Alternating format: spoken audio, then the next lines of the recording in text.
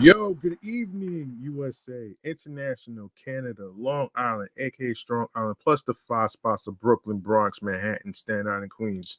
This is your man, G Money Stacks, aka the Gregonator, creator, host with the most, misunderstood, only nomad, man who holds the back doors of the Q5 and N24 buses, and of course, um, Queens, New York native of Laurelton, Queens, New York.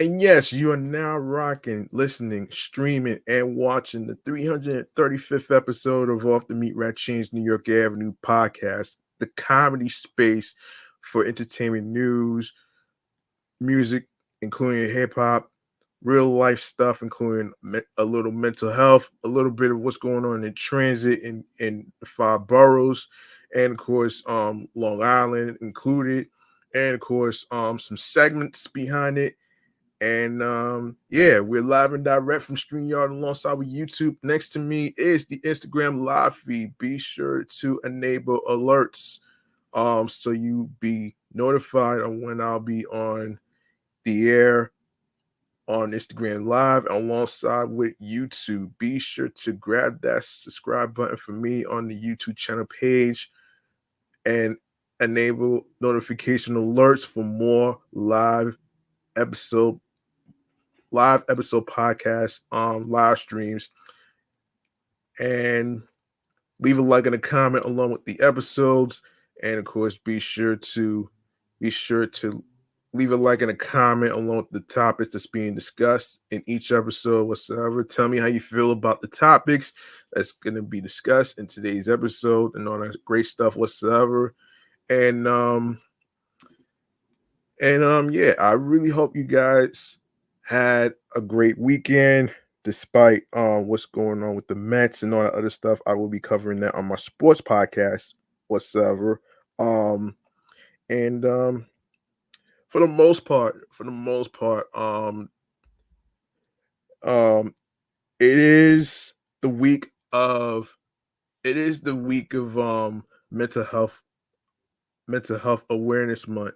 Um Yesterday was the first day of mental health awareness month. Um, Today's mental health segment and mental health check-in. We're gonna be talking about aromatherapy. Now, I picked this because I got put onto a scented candle in Bath and Body Works in the month of December.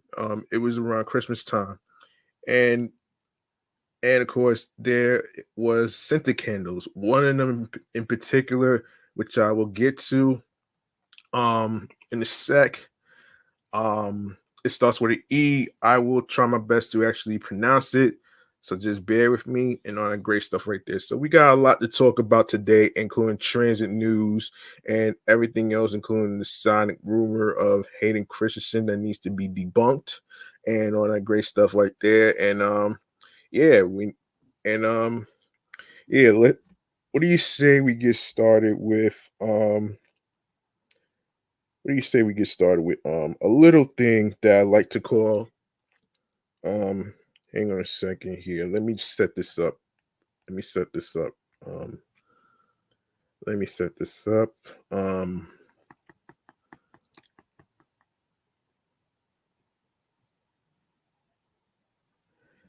Let me set this up.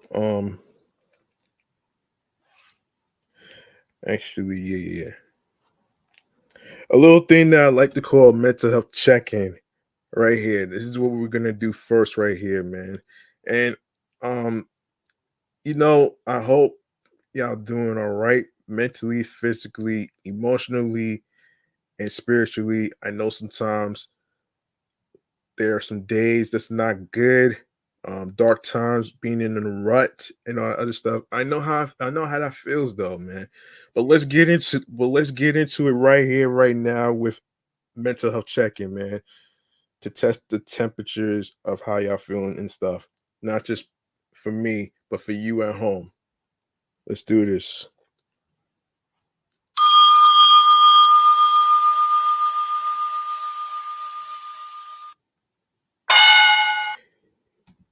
Yes. Let's get into what aromatherapy is about, though. You know what I'm saying? Let's get into it right here. Um, One moment.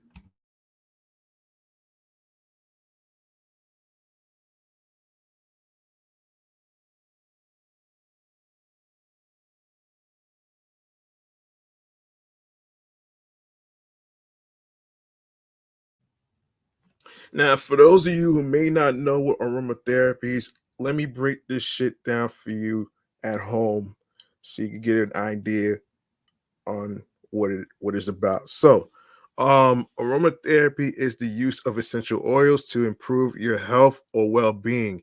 You may apply essential oils properly diluted to your skin through techniques like massage, or you may choose to inhale the aroma by creating a facial steam or using an essential oil diffuser. Possible benefits include reduce anxiety and improve sleep quality.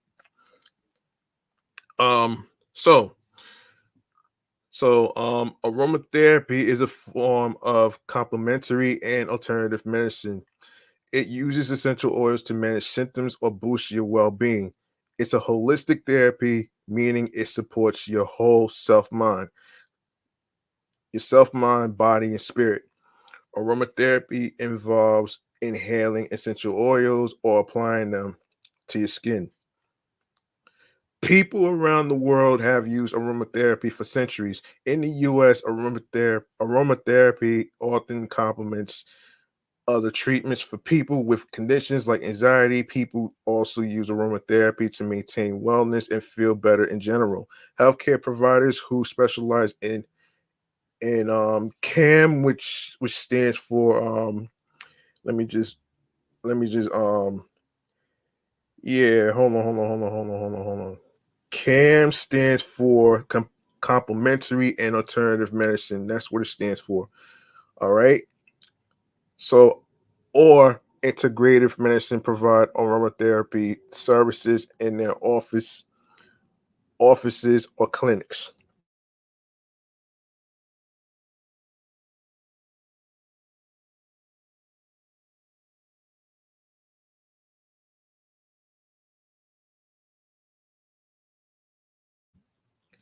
You can also use aromatherapy on your own, but it's important to learn proper techniques for doing so.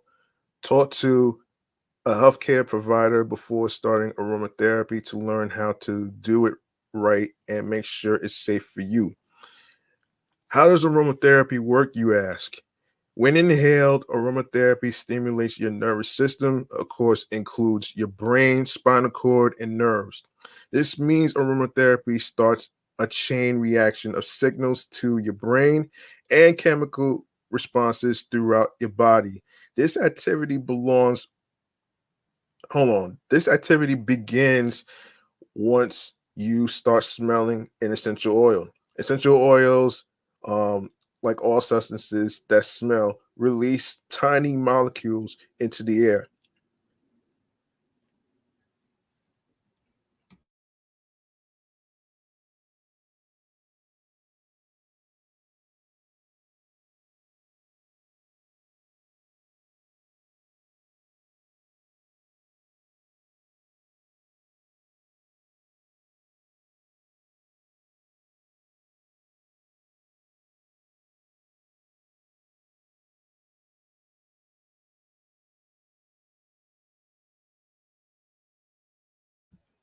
When you inhale an essential oil, those molecules move into your nose. Special cells in your nose called olfactory receptors notice the molecules are there. In response, they send messages to your brain through your olfactory nerve. These messages stimulate activity in your hypo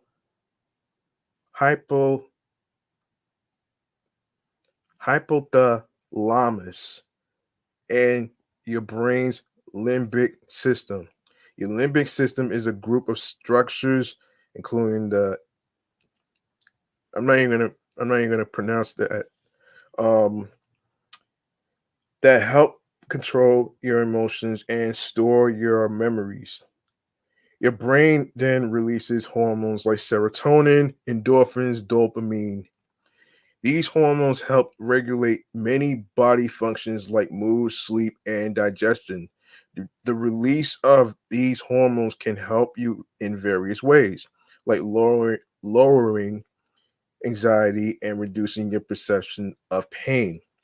Researchers continue to investigate how aromatherapy affects your body. What conditions are treated with aromatherapy?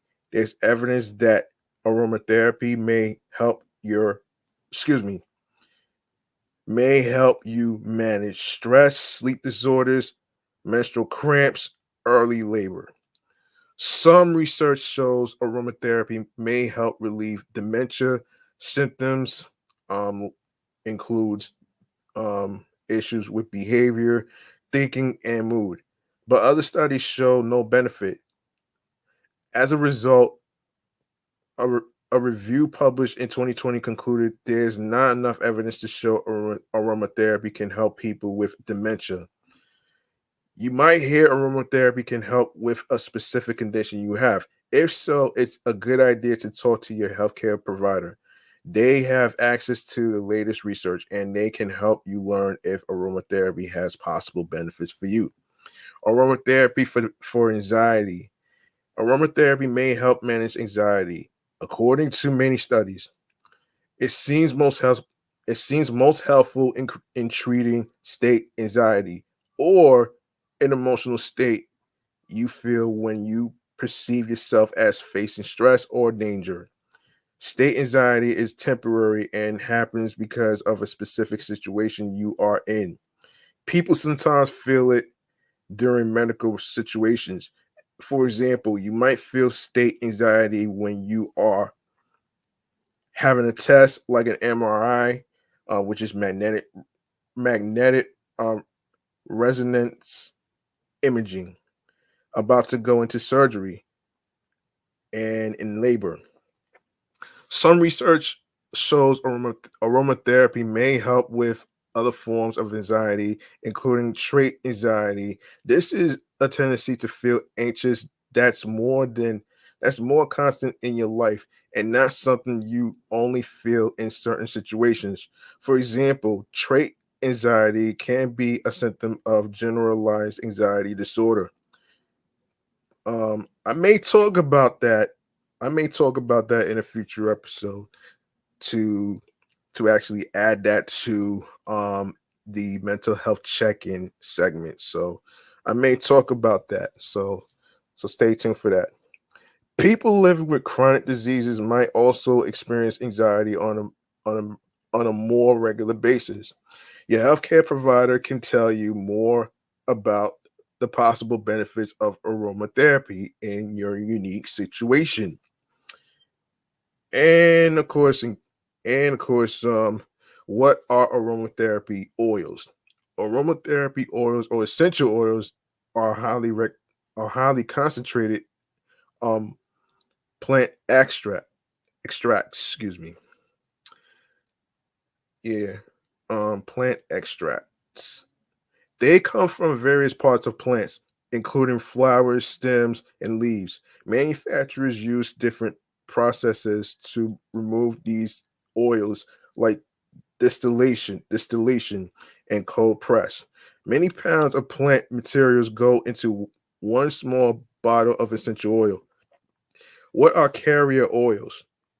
Carrier oils, also called base oils or fixed oils, are substances made from plants. Their chemical makeup is different from that of essential oils. They don't have a strong smell and they don't evaporate like essential oils do. Carrier oils are a vehicle for safety, no, excuse me, safely getting essential oils into your body. People dilute essential oils in carrier oils. Because essential oils are so potent, you usually use a much higher percentage of carrier oil compared to essential oil. Carrier oils contain many ingredients that are good for your skin. These include antioxidants, and essential fatty acids. Here are just a few examples of carrier oils. You have coconut oil, rose hip oil, never heard of that. You have grapeseed oil, and of course, sweet almond oil. Um, Procedure details. What are the techniques for aromatherapy, you ask? Common techniques include inhalation. There are many ways to inhale essential oils. You might create a facial steam by adding an essential oil to a bowl of hot water. It could be up to 6 drops per ounce of water. Then lean over the bowl with your eyes closed and breathe in. You may also choose to use a diffuser to spread the scent throughout your room or home. Be sure to follow the instructions on the specific diffuser you buy.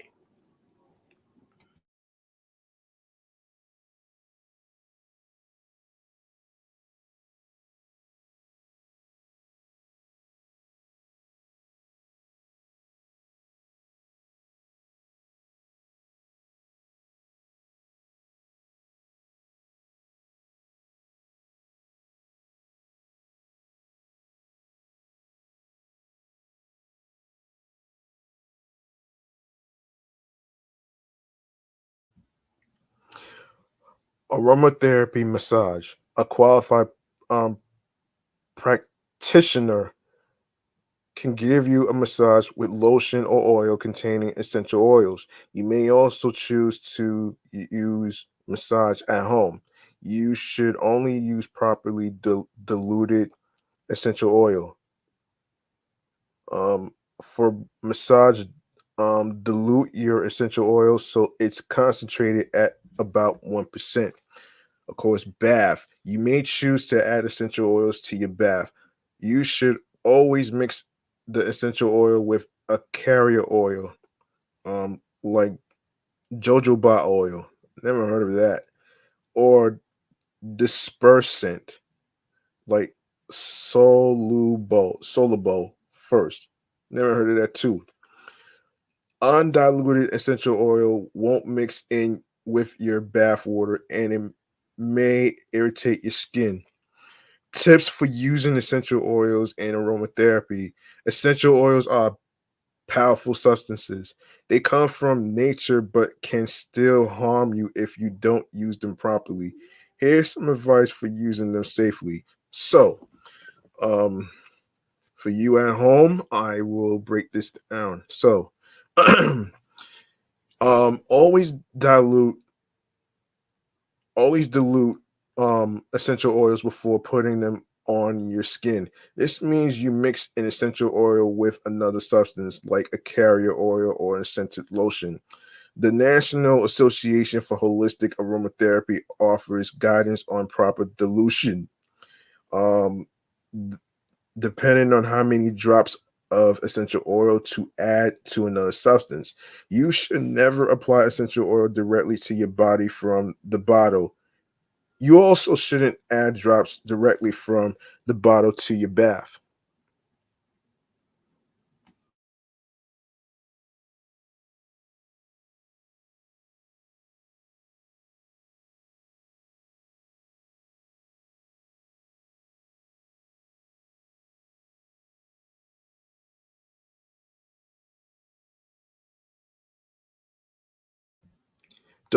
Don't drink or otherwise consume essential oils. It's not safe to drink essential oils or add drops to tea or water.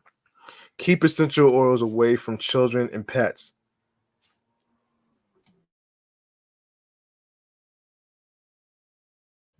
These oils are toxic in large amounts. Make sure the bottles are tightly sealed. Store them out of reach of children, pets, and anyone in your household who might unknowingly consume them. Aromatherapy, oils, and other products are easy to find online and in stores. However, Their ease of access may falsely suggest anyone can do aromatherapy and reap the same benefits. Talking to a healthcare provider before you start can help avoid common pitfalls. Your provider your provider will also help you select high quality essential oils that have the greatest chance of helping you. Um So, risk and benefits. So, what are some potential aromatherapy benefits, you ask? Aromatherapy may help you manage stress, anxiety, and other health issues that affect your daily life. Many people choose aromatherapy because it uses natural plant based products, can be tailored to your preferences. Um, for example, the specific scents you enjoy.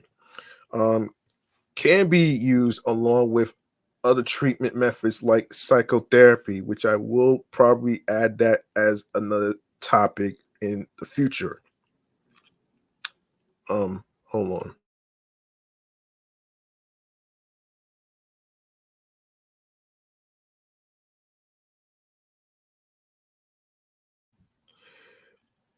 All right. Let me see. Let me see. Where were we? Yes. So, what are the risks of aromatherapy? You ask. There are many different essential oils available. Each one has unique risk based on the plant it comes from and its chemical makeup. A healthcare provider can can tell you more about the risk of specific essential oils and help choose the best ones for you. In general, possible risk of using essential oils on your skin include skin irritation, allergic contact, dermatitis, skin discoloration when you are exposed to sunlight, photosensitivity. Ooh, that's scary, man. That's very scary. Um,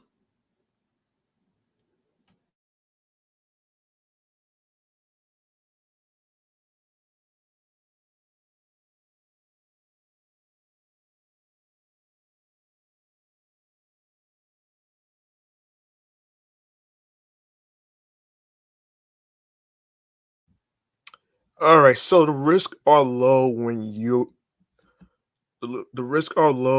use essential oils properly. Of course, for example, when you dilute them in carrier oils, some essential oils have a higher risk of irritating your skin because they contain higher levels of natural chemicals called phenols. Examples include clove oil and cinnamon bark oil.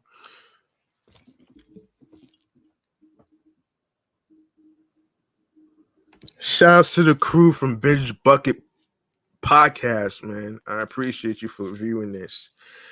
Um, like I said, man, this is Mental Health Awareness Month.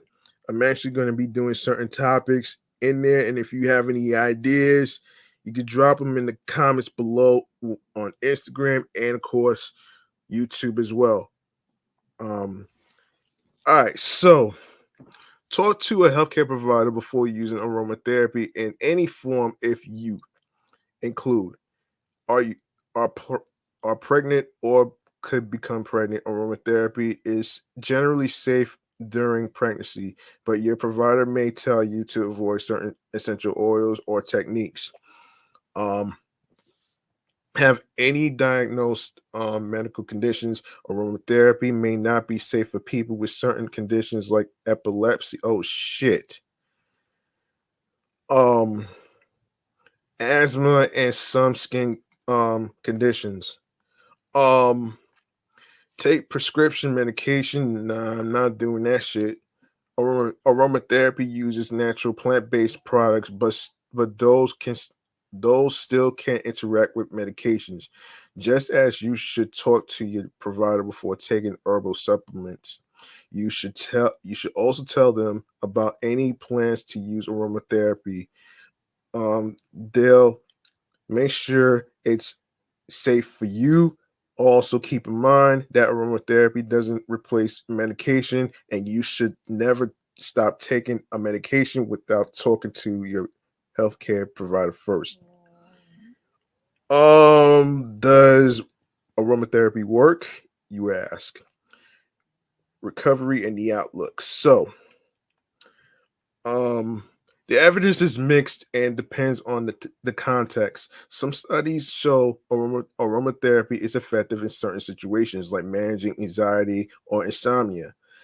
Other studies include aromatherapy doesn't help with certain symptoms. For example, a study published in 2022 found aromatherapy doesn't reduce symptoms of depression in people with cancer.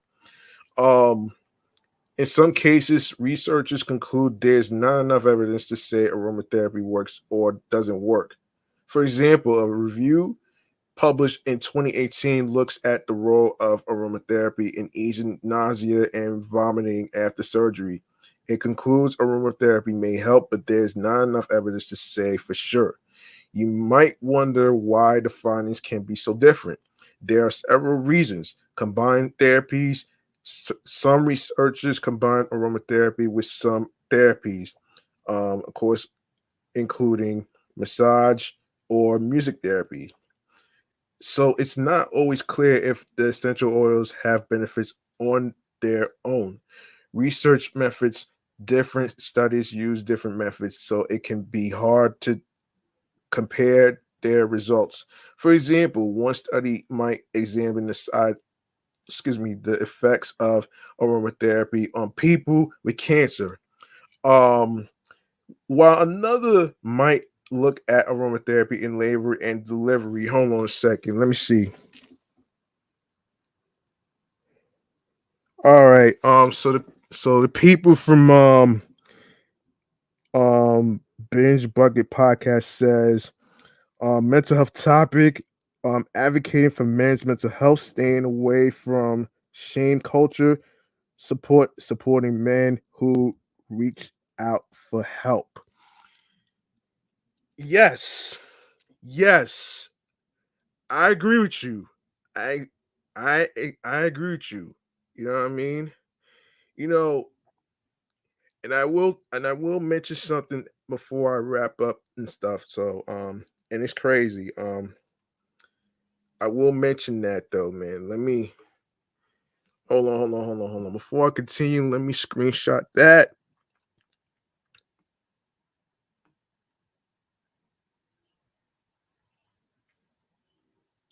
All right. I'll mention that though. Yes. Like I was saying before. Um where was I? Where was I? Yes. Yes. For example, one study might examine the effects of aromatherapy on people with cancer, while another might look at aromatherapy in labor and delivery. Studies also use different types of essential oils, like lavender versus lemon, or use them for different amounts of time. Essential oil quality. Even studies that use the same type of essential oil might still have results because of the quality of an essential oil. The chemical makeup of a specific oil can vary um, based on where the plant grows and how people extract the oil from the plant. Storage methods also play a role. Essential oils can break down over time from exposure to air, sun, and heat. Let me see. Damn, son. There's so many to cover. It's just so many to cover. Hang on a second. Hang on. Wait a minute here. Combined therapy. Yeah. Yes, essential oil quality. Even studies that use the same type of essential oil might still have different results because of the quality of the essential of the oil. The chemical makeup of a specific oil can vary based on where the plant grows and how people extract the oil from the plant. Storage methods also play a role. Essential oils can break down over time from exposure to air, sun, and heat. Expectation bias. Um, this is when a person in a study believes a certain result will happen. For example, you might believe lavender essential oil will help you relax. So in a study, you perceive yourself as calmer and less anxious, even if the oil didn't cause changes in your body. In research, it's hard to erase this tendency.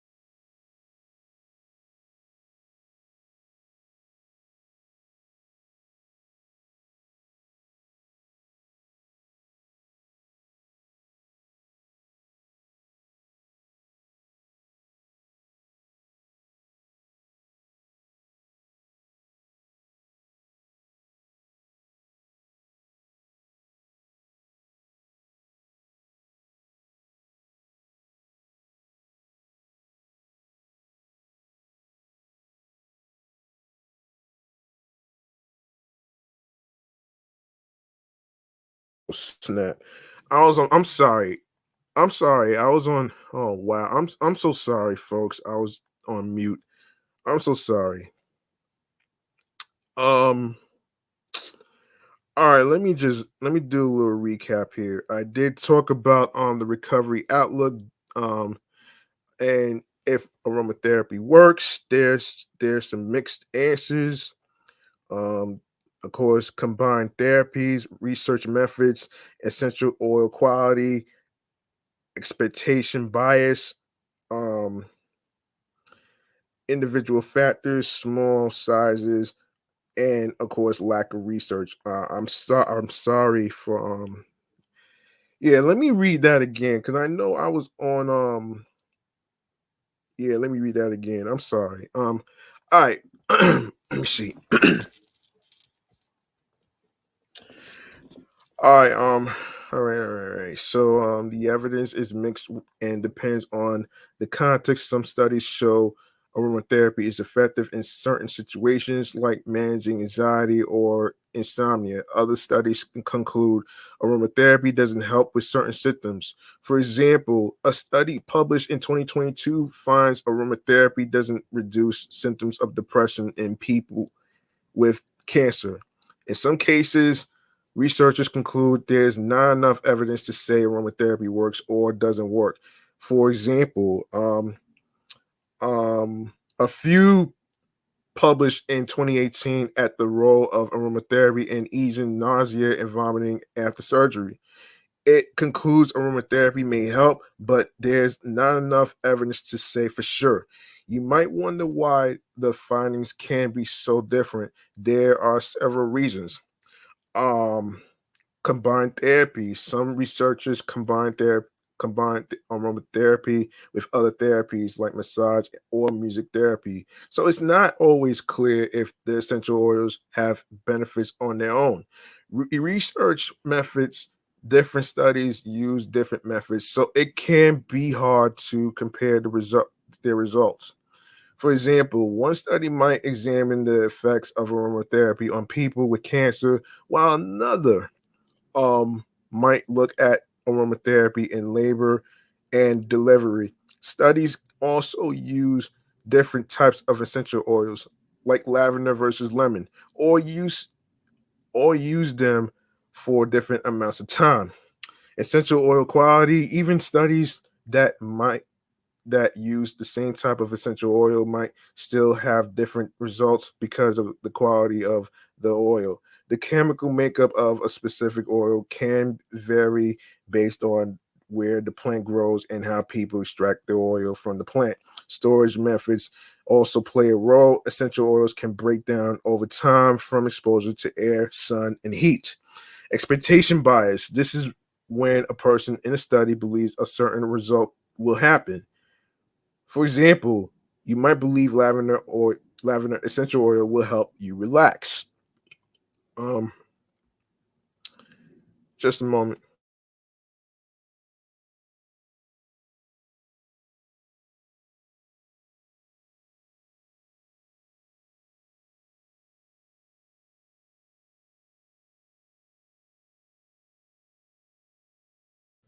So in the study, you'd perceive yourself as calmer and less anxious, even if the oil didn't cause changes in your body. In research, it's hard to erase this tendency. Individual factors, researchers can't control all the factors that influence how essential oils affect a person. For example, your age and skin health help determine how your body responds to aromatherapy. It's hard to predict these factors in research or level playing field to make effective comparisons. Small sample sizes. Many aromatherapy studies use small groups of people to draw their conclusions. This sometimes means the results can't represent um, aromatherapy's effects in larger populations. Lack of research in some cases, there isn't enough evidence to prove aromatherapy's benefits for certain conditions or groups of people. Researchers continue to design new studies um, to get more information on how aromatherapy can help you. When to call a doctor, you ask. Of course, when should I call my healthcare provider, you ask? Um, Essential oils can sometimes irritate your skin, especially if they are not diluted enough. Call your healthcare provider if you notice signs of skin irritation or allergy. Your skin may look red, discolored, or blotchy. You should call your provider if you notice changes to the color of your skin after being out in the sun. Your provider may advise you to stop using the essential oil that caused the problem or dilute it um, further further before use. A more serious situation is when children or others drink essential oils from the bottle, which you're not supposed to. If this happens, call a poison control center immediately. They'll advise you on what to do.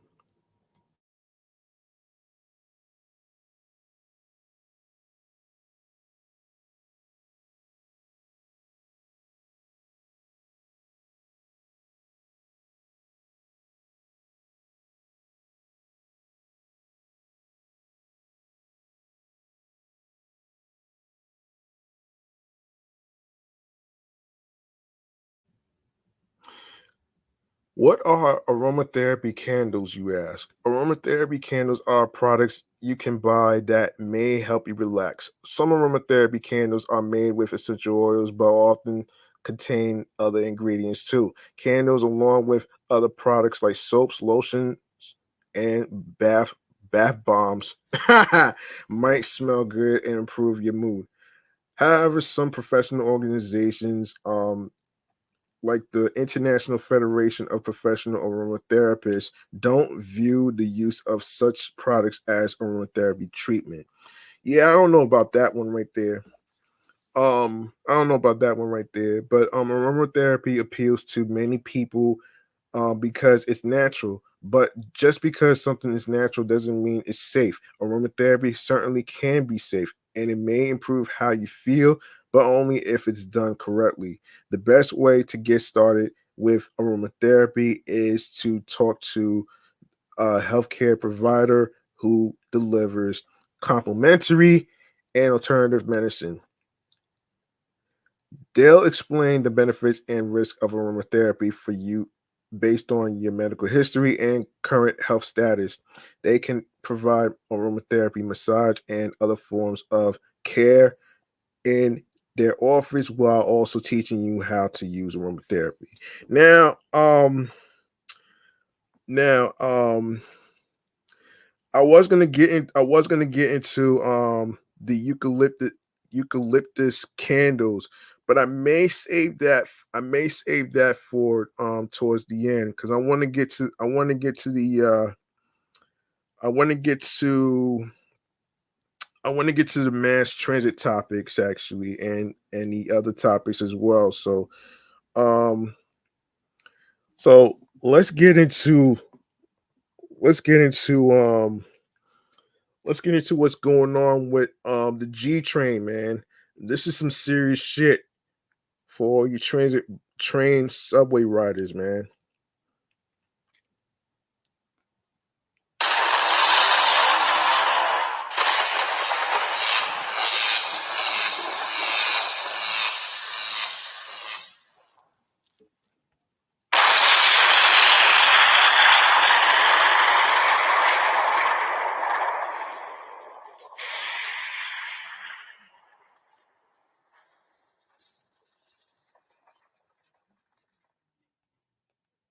Hold on. Hold on. Um hold on a second.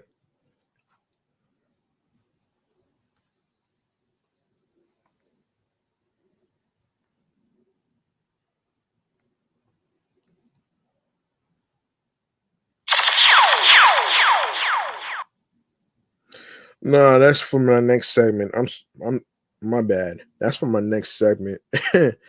All right, attention to all subway riders who take the G train, man. Here's what's happening here, man. According to the AMNY website.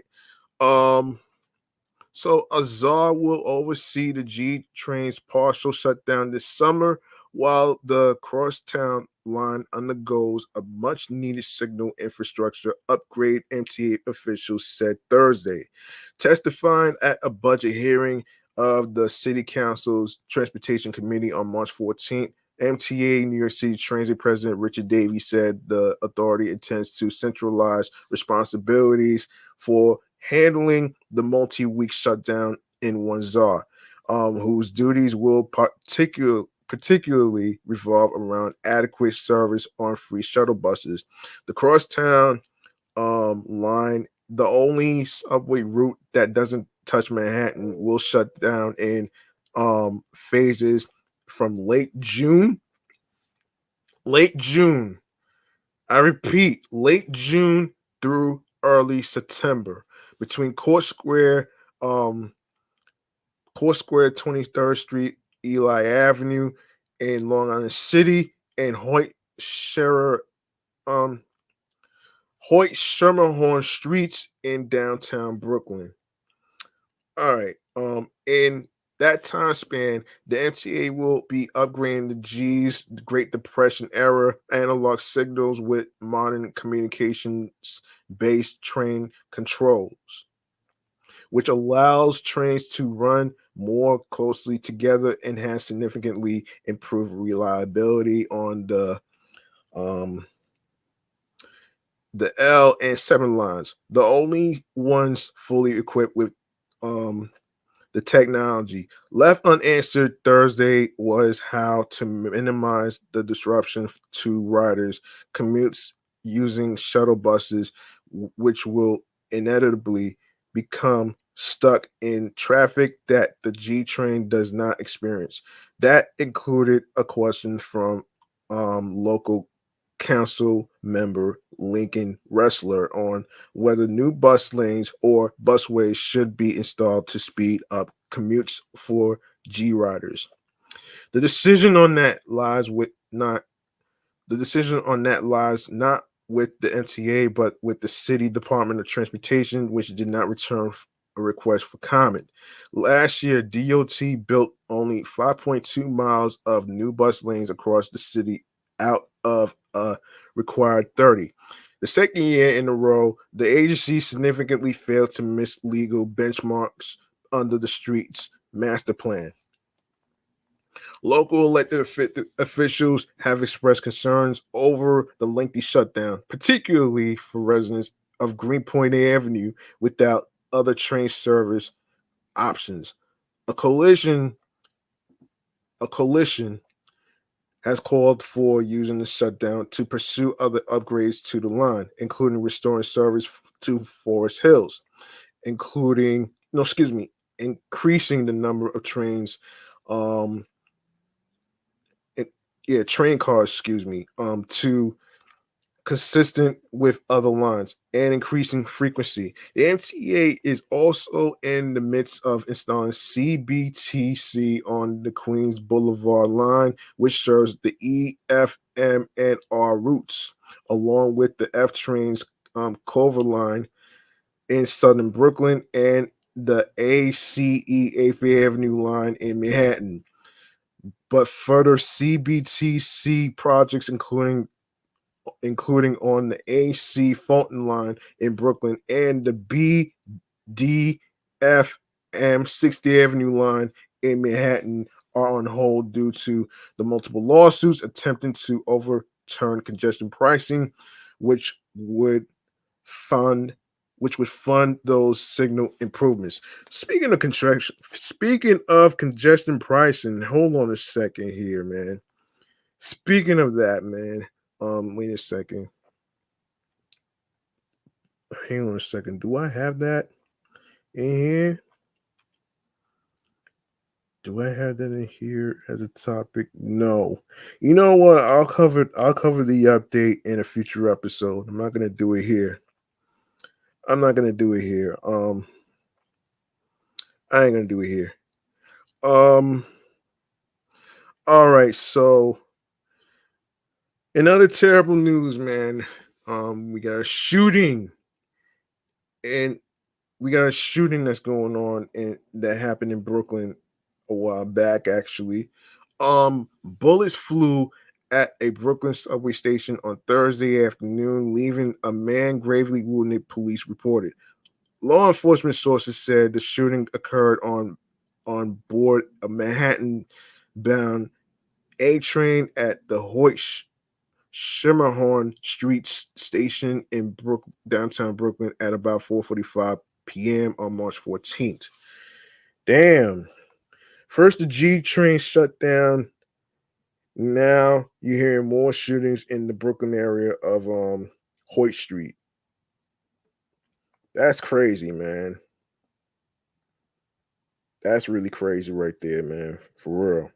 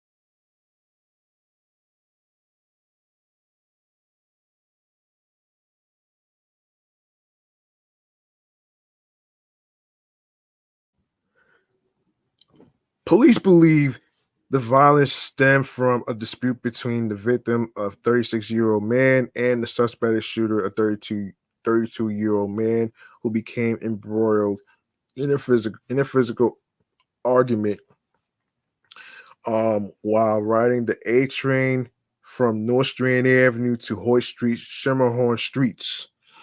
Oh my gosh.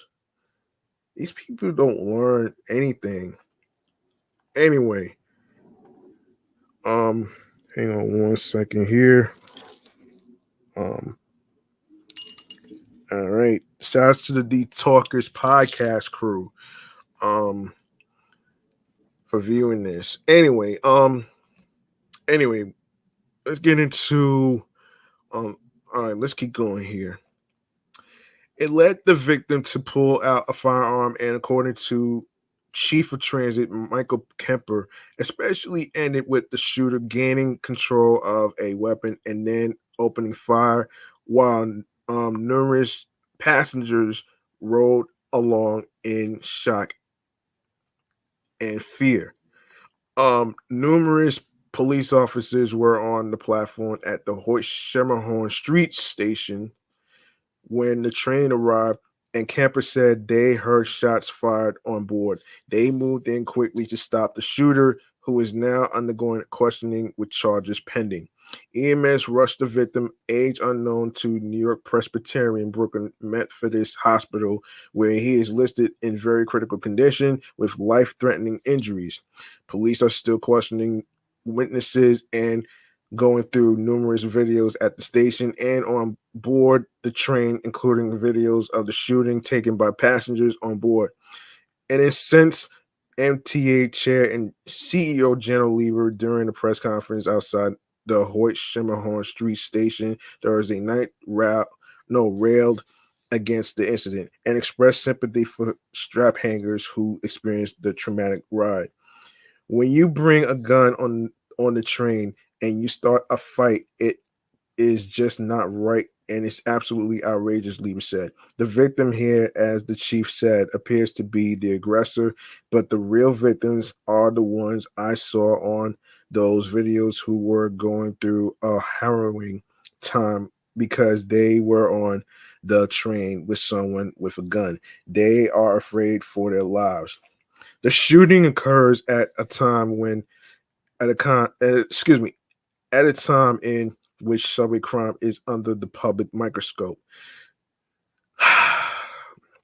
Both the NYPD and MTA police and National Guard have surged in upwards of 2,000 combined members underground daily to help stop and deter crime in the wake of three deadly shootings in the system earlier this year. Let me give a shout out to the creator Matt Groening and the people who made The Simpsons 35 years and of course the sound effects and stuff. So I just want to give credit while it's due. So there you go.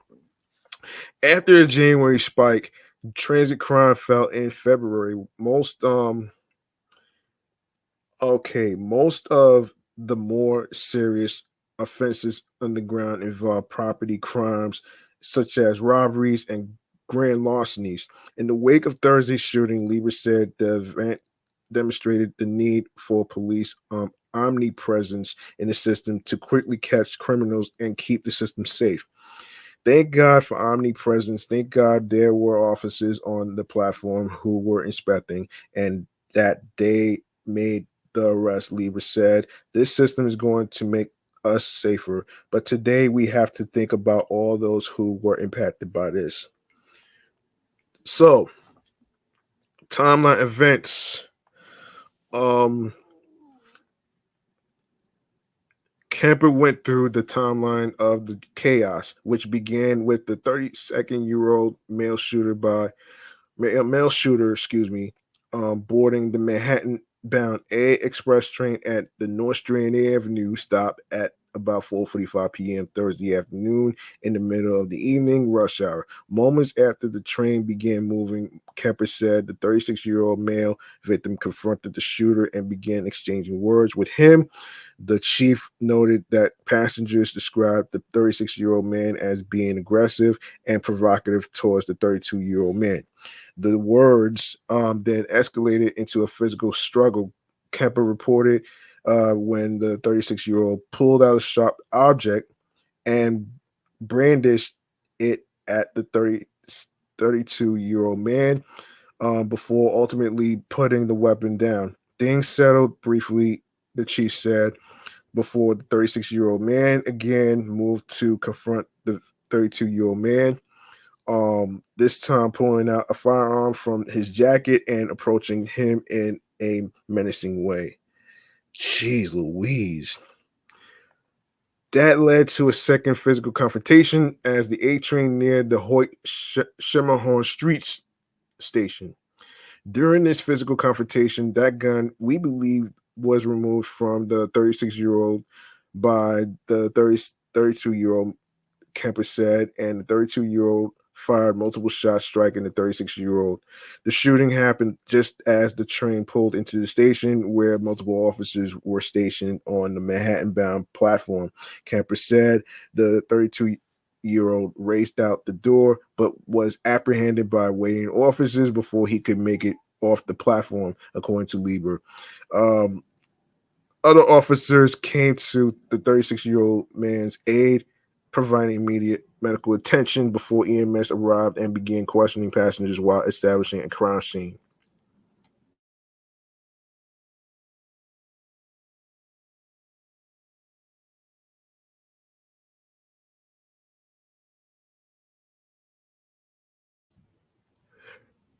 During the investigation, police recovered the firearm used in the incident, believed to be a small caliber and possibly semi-automatic, according to Kemper. Um, As for the 32-year-old suspect, Kemper noted that detectives have yet to charge him and are consulting with members of the Brooklyn District Attorney's Office as part of the ongoing investigation. The MTA, meanwhile, reports severe disruptions on the A train amidst the evening rush as a result of the ongoing police investigation. As of 5:30 p.m., New York City Transit reported on X, um, formerly known as Twitter, all Manhattan-bound A train service was suspended between Broadway Junction and J Street Metro Tech. C train service was fully suspended, and all G trains were skipping the Hoyt Schermerhorn Streets station. Service was restored with delays just after 7 p.m. Thursday. All right, let's see. Let me see what else. Let me see if I have anything else to. Let me see if I could actually. National soldiers, National Guard soldiers, um, National Guard soldiers. You know what? I'm gonna save those two topics. Um, I'm not gonna be able to get to them, so I have to really, really, really, really, really. I want to actually get to. I'm gonna actually get to chatting on the jazz. Actually, hold that thought.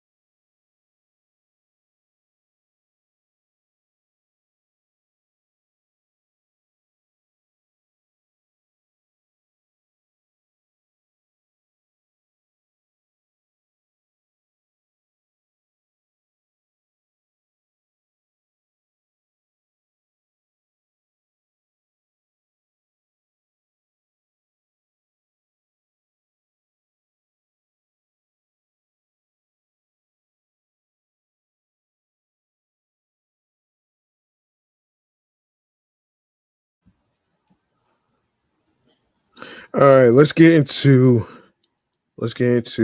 now. Westfield seeks to break retail lease. Damn, why is that happening? You ask.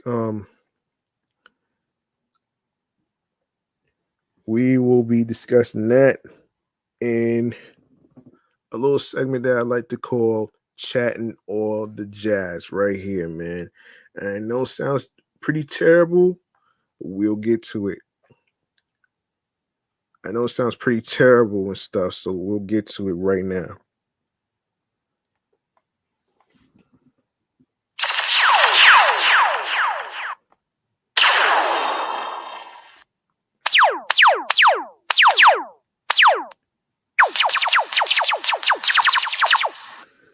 All right, let's get to the Westfield subject and matter here. Um,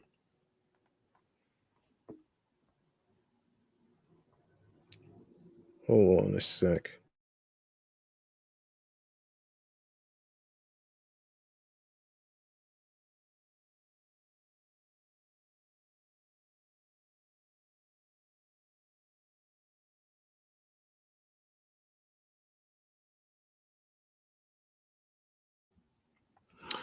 All right, so the shopping mall operator Westfield wants to break its retail lease at Lower Manhattan's Fulton Center, citing crime and security concerns as reasons to leave less than halfway through its term.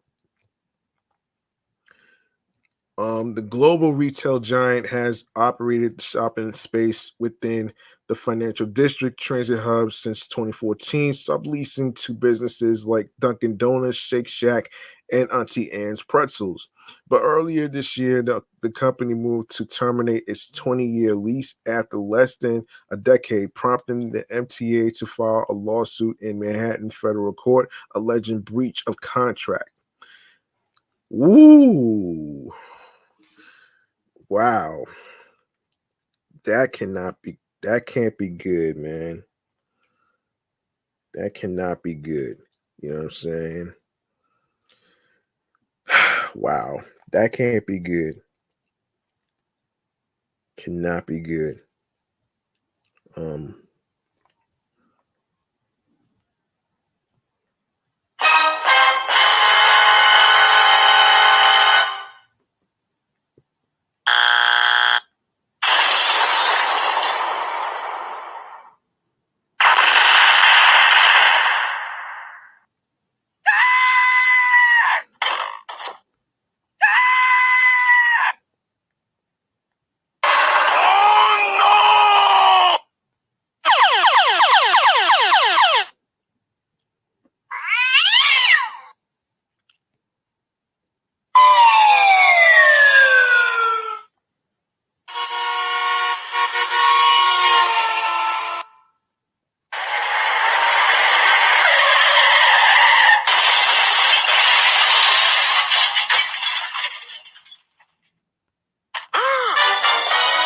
Oh my god!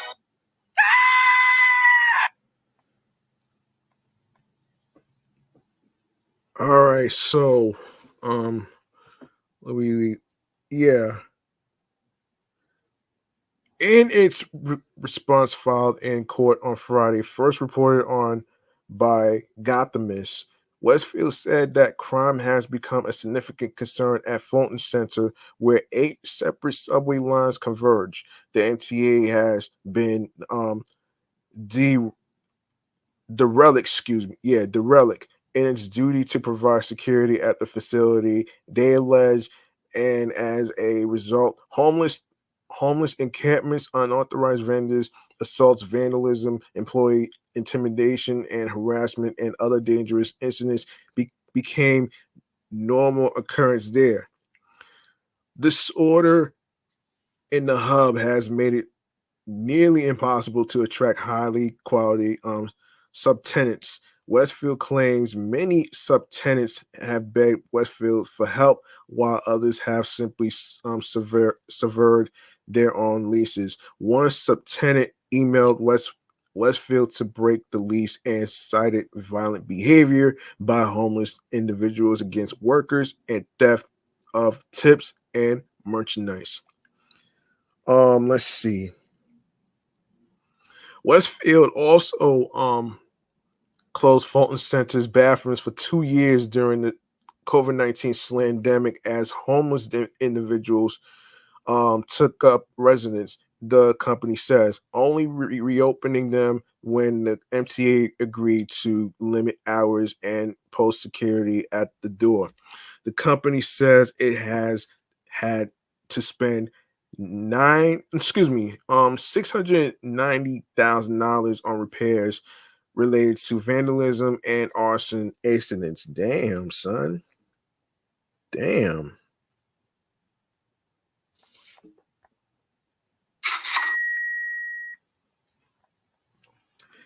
Um, the owner of a beauty store at Fulton Center, who asked to remain anonymous, told AM New York Metro during a reporter's visit to Fulton Center Wednesday that one homeless individual stole her wallet and went on a shopping spree at Kate Spade. Never heard of it. Um, Never heard of it.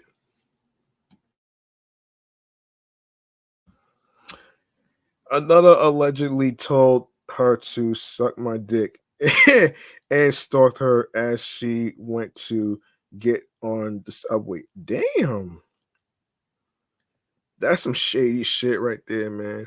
Um, I have lived in New York my entire life and have never been so scared, she said. In its lawsuit against the company, the MTA accused Westfield of abandoning the riding public in its own self-serving business interest. New York City Transit Authority will face irreparable injury if Westfield abandons the Fulton Center in their derogation of its lease obligations by advancing its own self-serving business interests over the interests of NYCTA, which is New York City Transit Authority. Retail establishments in the Fulton Center and members of the public, the agency wrote. Major crime in the subway was up about 13% year to date in 2024 as of the end of last month. And City Hall has recently surged NYPD presence in the subway by 1,000 cops per day.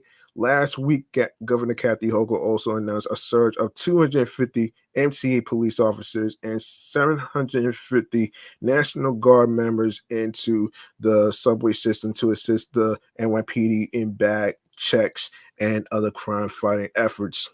Um, while we are unable to comment on specific pending litigation, we have full confidence in the NYPD, which has surged officers into the subway to ensure safety across the transit system, including at Fulton Center, said MTA spokesperson Joanna Flores.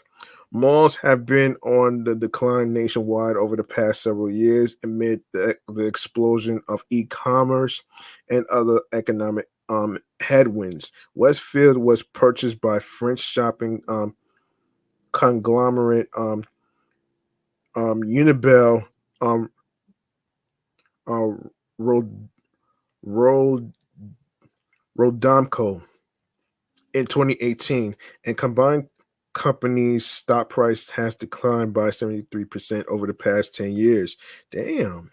Westfield has not made similar complaints about crime at its mall in the nearby Oculus, which is owned by the Port Authority and serves the path train at the World Trade Center. God damn. Damn. That sucks, man.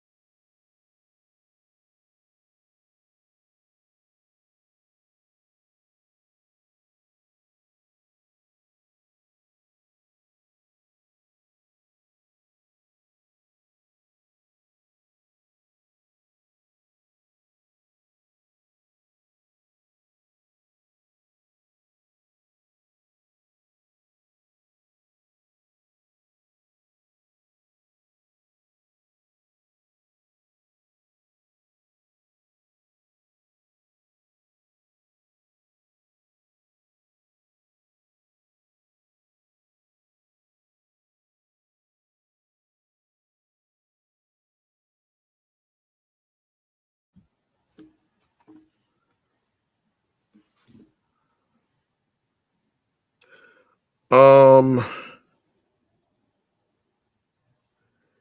All right. Hang on 1 second.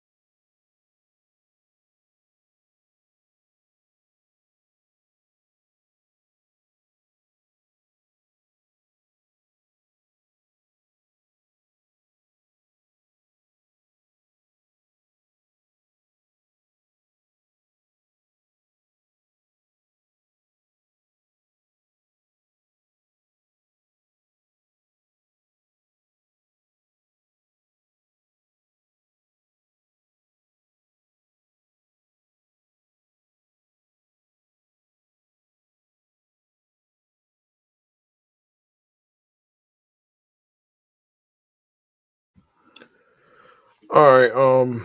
I probably actually talked about this a while back, but the best and worst Super Bowl 58 commercial ads. So starting with Michaela Springer. This photo provided by Anheuser-Busch shows the Budweiser 2024 Super Bowl NFL football spot. The peren- the perennial Super Bowl advertiser is bringing back fan favorites, the Clydesdale and the Labrador, in a nod to previous commercials that aired during advertising on biggest night.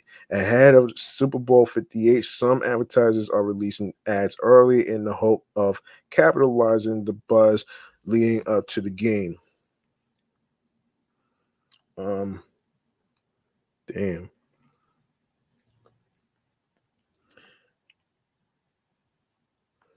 This image provided by ELF Cosmetics shows the ELF Cosmetics 2024 Super Bowl NFL spot, NFL football spot, featuring um, Judge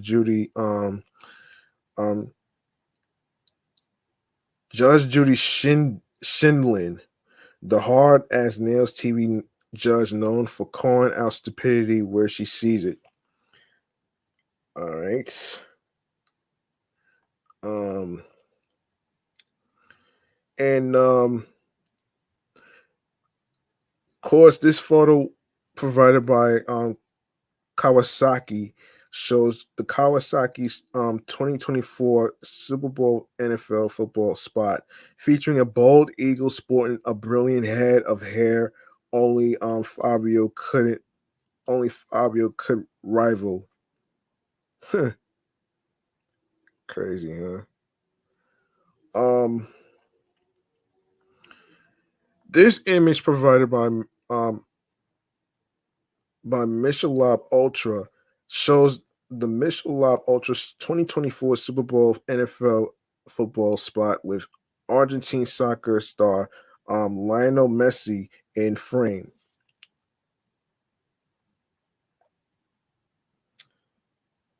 Um,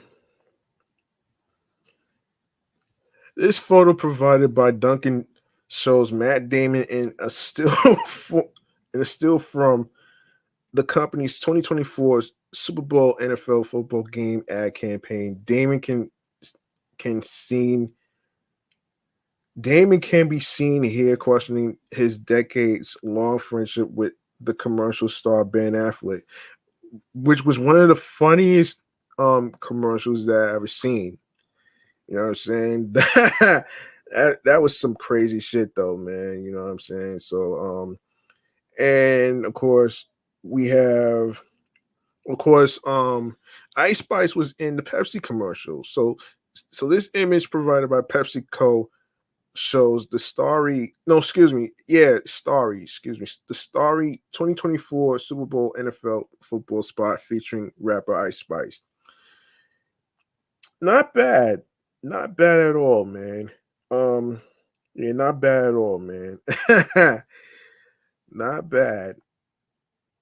Um, this image provided by BMW shows the BMW 2024 Super Bowl NFL football spot featuring Christopher walking around a shiny new Beamer.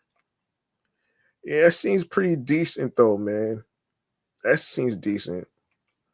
Um, this image provided by Morgan Stanley shows the E Trade 2024 Super Bowl NFL football spot featuring a young child decked out in a sweet E Trade hoodie.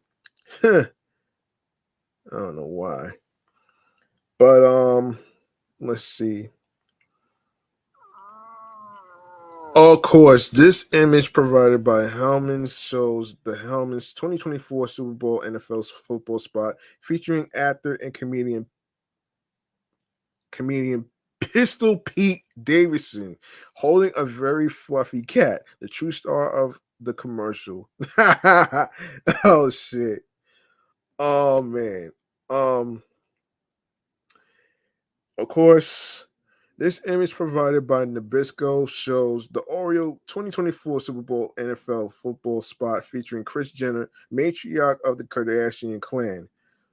Oreo cookies. I love me some Oreo cookies, man. Let's see. Let's see. Obviously, this photo provided by Duncan shows Ben Affleck and a still from the company's 2024 Super Bowl NFL football game ad campaign. Affleck's quest to be featured on his wife Jennifer Lopez's new album will be one of the ages. Yeah. Yeah, the Dunk Kings Dunkin' Donut and shit though. I thought that was funny though, man. Yeah. I did talk about well, I haven't talked about Usher's new album that already dropped already, and this is from the folks from E! News. So this news this news would have you saying, "Oh my gosh, Usher fans have it good," as the singer released his new album "Coming Home," his first since 2016, 2 days ago. Um, before he tackles his next career milestone, the Super Bowl halftime show, which he did. I saw the performance. I already talked about that. He shared this exciting news on social media, which included a preview of each of the album's 20 new tracks. Coming Home, out right now, he captioned, which already came out February 9th, alongside a peach emoji as a homage to the album's cover. Um, to my day ones, I love y'all. I know it's been a long time coming. I hope you love it as much as I do. Hashtag coming home, go get it. Among the album's songs are a number of collaborations featuring artists such as Her, Summer Walker, 21 Savage, and Burna Boy. After the journey that I've had in life over the last 6 years, I feel like I'm coming back to start. Usher told USA Today in an interview published February 9th of the album's title, "I'm more refreshed and more refined as a result of so many experiences that I've been able to come through." Um, his ninth studio album, Coming Home, acts as a kind of feather in the cap of what has been a significant year for Usher. Not only is he set to take on the Super excuse me on the Super Bowl in a matter of days, but the 45-year-old has also recently completed a 100 show Las Vegas residency. Wow, how about that? Um, that's interesting. Um, Okay, and he's ready to bring all that experience along with his decades of performing to football's biggest stage, which already happened. I've been torn. I've been doing this for 30 years. Usher told Vogue in an interview published January 18th. I want people to have. I want people who have been a part of that journey to feel like it's a celebration for everybody, for all of us, from the beginning up until this point. Yet, while the year singer knows most people tune into the Super Bowl for the game itself, he wants to leave viewers with a show they'll never forget. I hope when they look at that halftime performance, I'm hoping they walk away with something that's healing them, he said, something that makes them feel hopeful and not just look at the past, but have hope for the future and have hope for a different type of future than we're looking at right now in the present. Yeah. And what you call it, by the way, congratulations to Usher. He recently married his wife. I don't know how to pronounce her name, but I'm not gonna get into that right there, man. Congratulations to Usher and his success, and of course the marriage. So we're gonna get into we're gonna get into before I even go into some movie news and stuff like that. Um, hold on.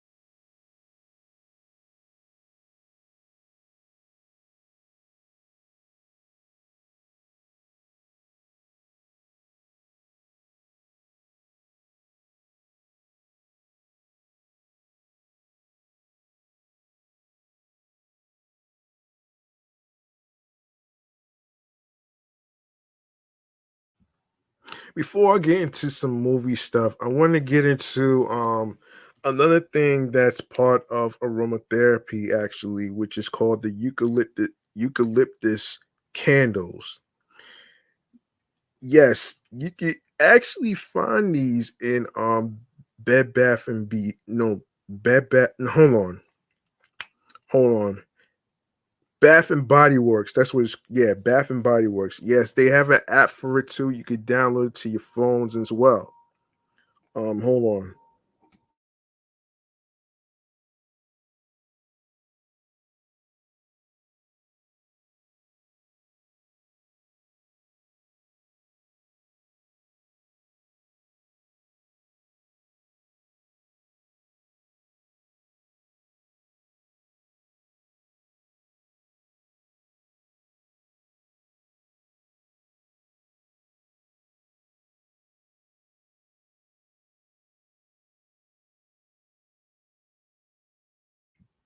Now, before I even get into the breakdown of the eucalyptus candles and all that other stuff, I wanted to actually look up how eucalyptus got its name. So, the name eucalyptus is derived from the ancient Greek words of EU, meaning good, and calypto, meaning cover, conceal, hide, referring to the the op the operculum covering the flower buds.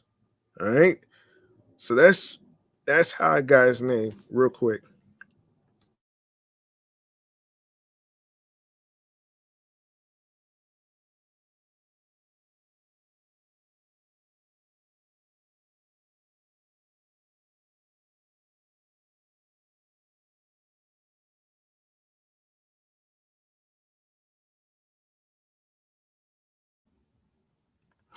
All right. All right. So all about eucalyptus candles. Why it's the best scent for your mind and body. Yeah. The scent of eucalyptus is fresh and invigorating, and that's why it's often used in aromatherapy since it invokes physical, mental, and metaphysical benefits. But eucalyptus may not be the first thought you have for a candle scent. Yet once you learn the many benefits, you'll want to add one to your candle collection. Yeah, I got put onto this by someone from Lao Universal actually.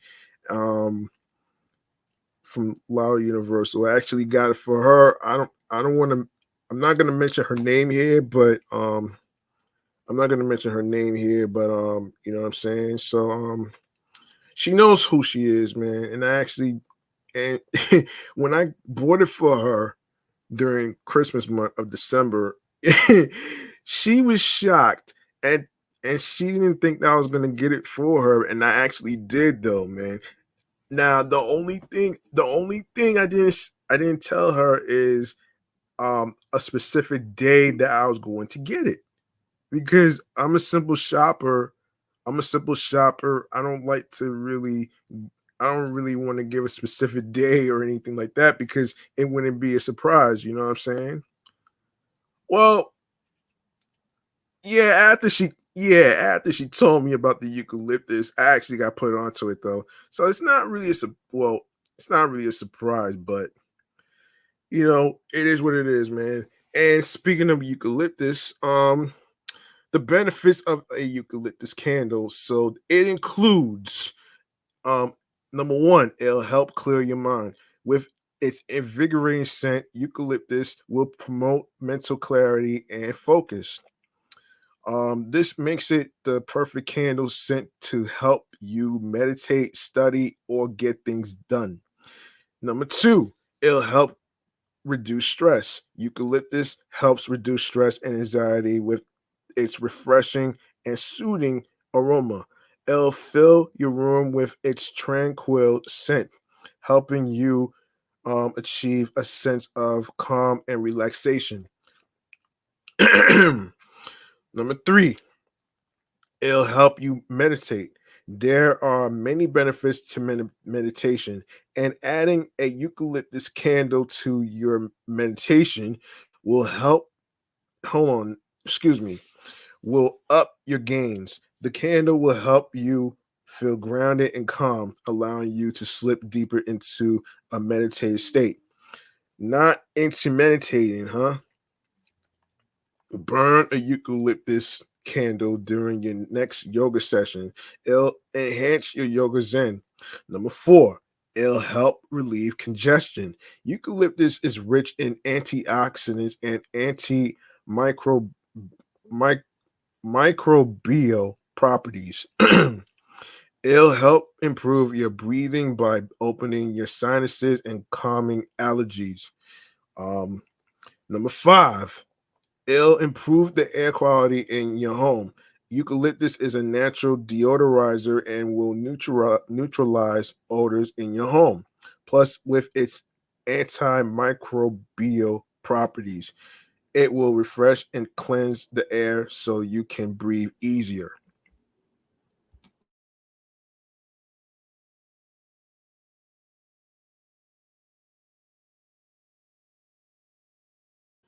Number six, it'll keep pests away. On beautiful days when you want to open your window, your eucalyptus candle will keep insects away. The scent is a natural insect repellent and repels pests like mosquitoes and flies. How to use a eucalyptus candle in your home, you ask? Try it in your bathroom to create a spa-like atmosphere. Um, it'll promote relaxation with its fresh, uplifting scent, and you definitely deserve to feel like you are at the spa, even if you are in your own bathroom. Your own bathroom.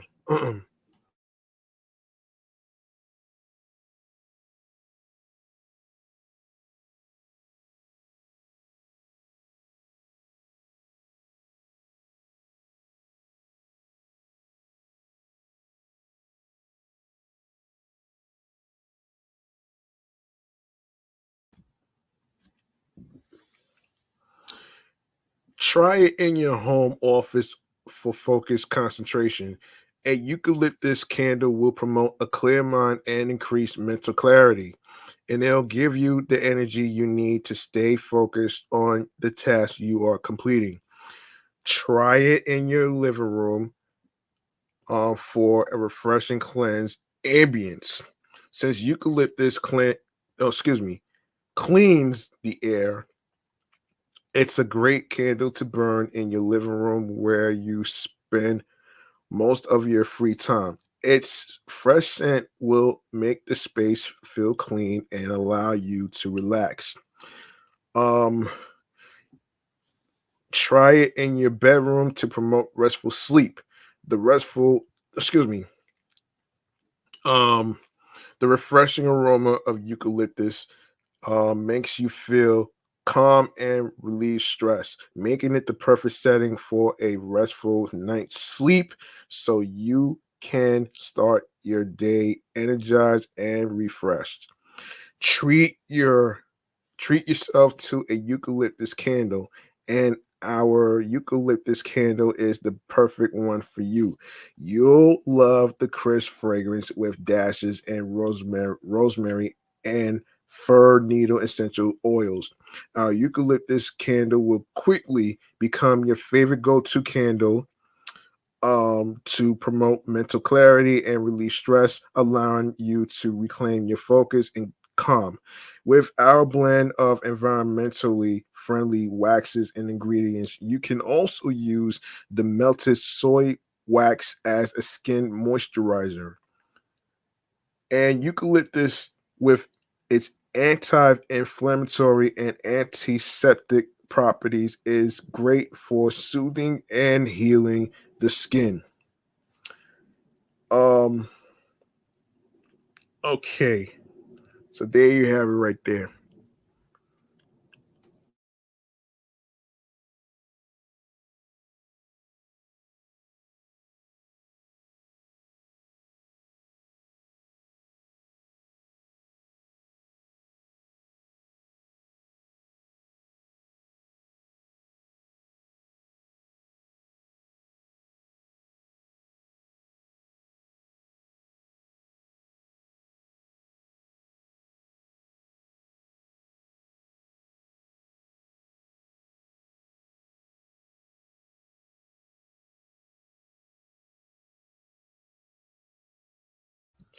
All right.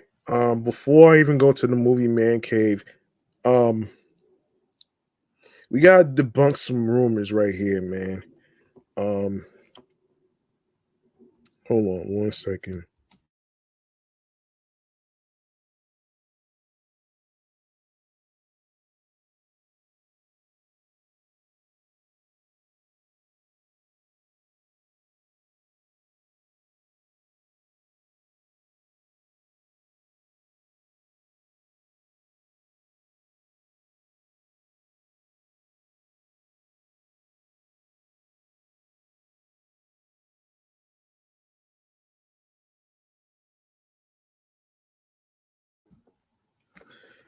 All right, we need to debunk some rumors in the air, man. You know what I'm saying?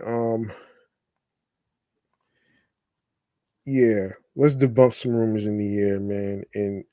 In our movie Man Cave segment, man. Movie Man Cave popcorn segment, man. All right, so um, with the Hayden Christenson and the rumor about Kristen Ritter being cast as Rouge the Bat, which is not true, which I will get to in a sec though, man. Yeah, so let's get to it right here.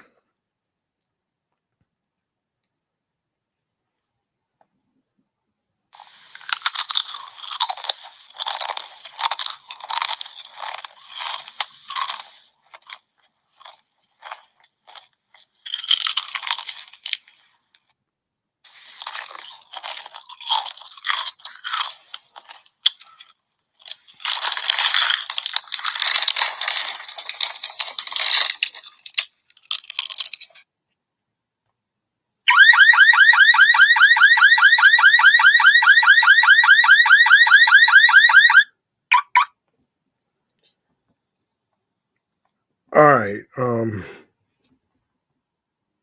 Okay.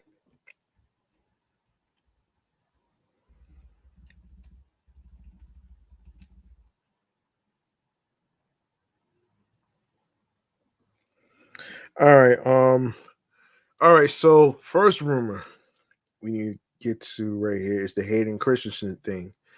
And this is, of course, for those of you who may not know, the name of the episode is Most Talked About Sonic 3 plus new cast, which we are going to actually get into right here. But first, let's debunk these rumors real quick, though, man. The Hayden Christensen one, man. This is from the comic book website. So when Sonic the Hedgehog 3 releases later this year, which is December 20th, 2024, the movie will feature Shadow the Hedgehog in a key role. The character appeared at the very end of Sonic the Hedgehog 2, but viewers did not get a chance to hear his voice for the last 2 years. Fans have speculated about who might take on the role, and one of the biggest rumors has centered around Hayden Christensen, um, which is not true. In a clip released in February, Shadow can be heard laughing, and many people seem to think it sounded like the Darth Vader actor. However, that rumor might have been debunked by YouTuber John Campia. Yes. Um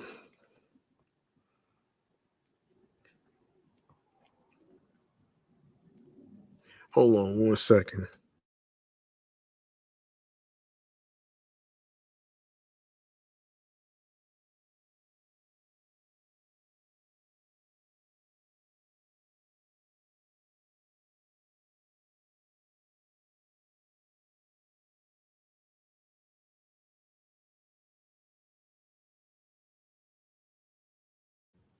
Sorry, I hate these noisy planes. I had to put it on mute for a sec. Um, for those of you who may not know who John Campia is, he is a fellow YouTuber and a podcaster with his own show, the John Campia Show podcast, which I'll get to him in a second with the whole Keanu Reeves thing. Um, well, I can tell you that in Sonic 3, Hayden Christensen is not the voice of Shadow. Can't say who it's going to be, but people will be very happy. Campia wrote on his YouTube community page. Um, who will voice Shadow in Sonic the Hedgehog 3? Campia has a huge following on YouTube and tends to be pretty reliable. Of course, he has of course he has hold on.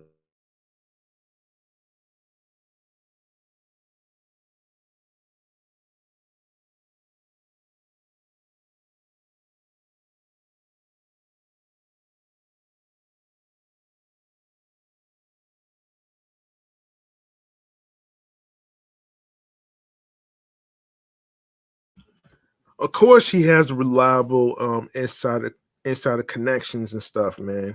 Um, yeah, and so he says Christensen isn't playing Shadow. There's a good chance he's correct. Unfortunately, that leaves fans still wondering who Paramount will have voicing the character, which I'll get to in a sec.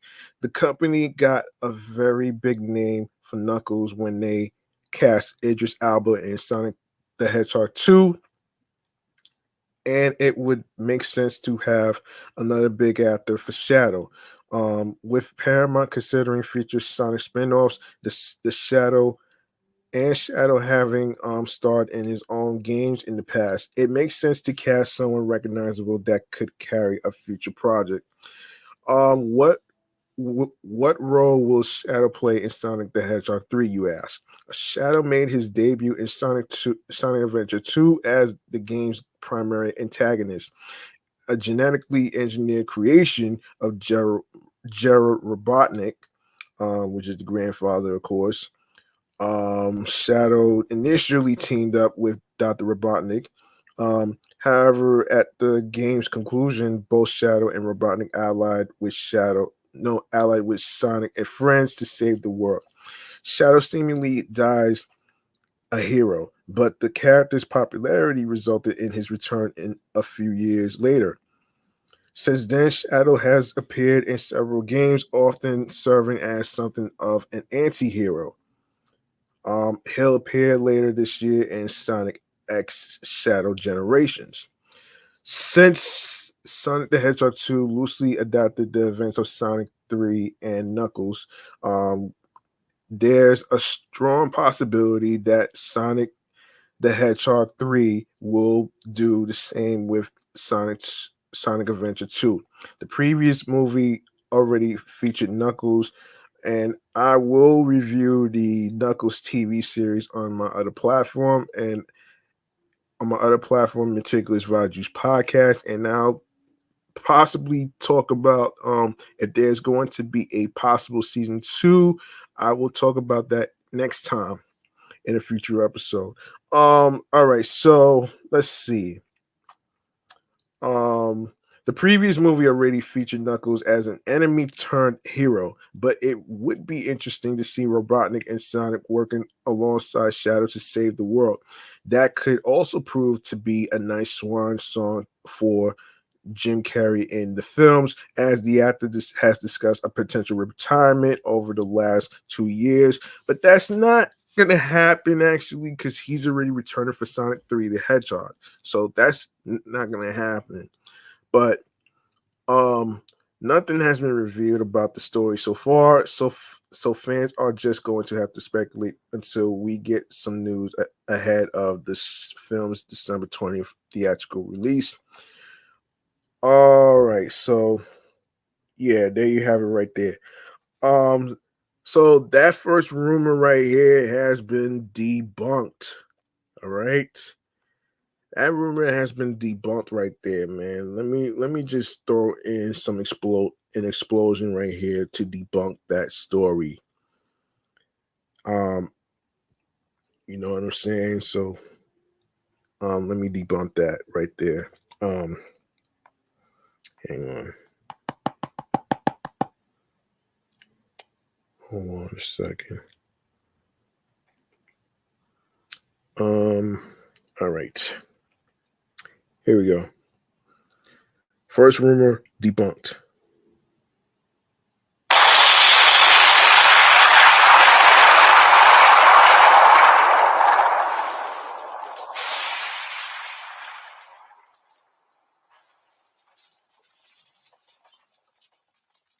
We also got a rumor in the air about Kristen Ritter playing Rouge the Bat or Amy, but let's get to the story, man. This is crazy, man. This is crazy. Hold on a second. Who's in here? Um. All right. Yeah. Let's get to. Hold on a second. Kristen Ritter. There was a rumor. Oh boy.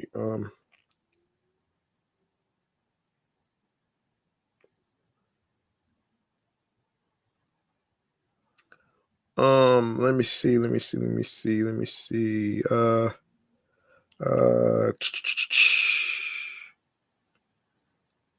Um. All right. So according to the folks at IGN, following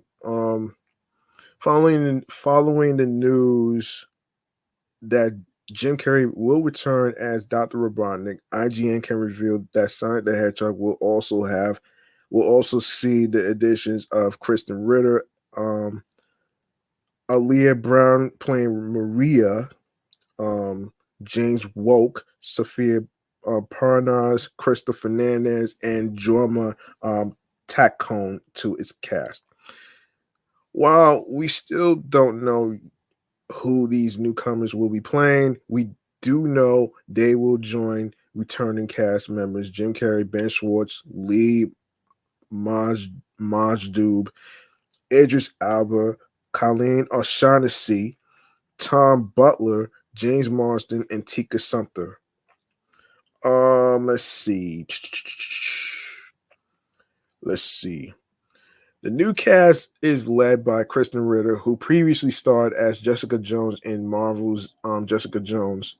Jane um, Jane Margulis in Breaking Bad, and Chloe in Don't Trust the Bitch in Apartment 23. What kind, yo? Oh man.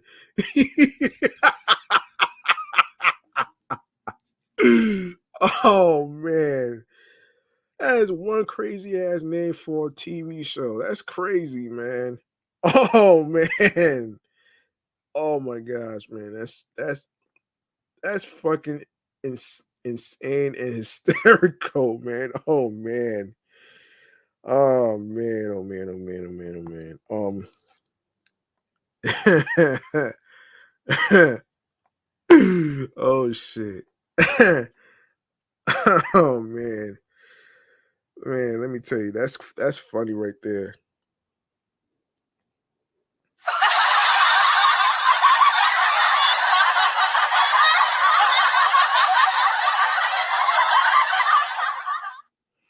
All right. Let's continue here, man. um let's continue here, man. Yeah, apartment 23. Yeah, that part too. Oops. That's not what I meant.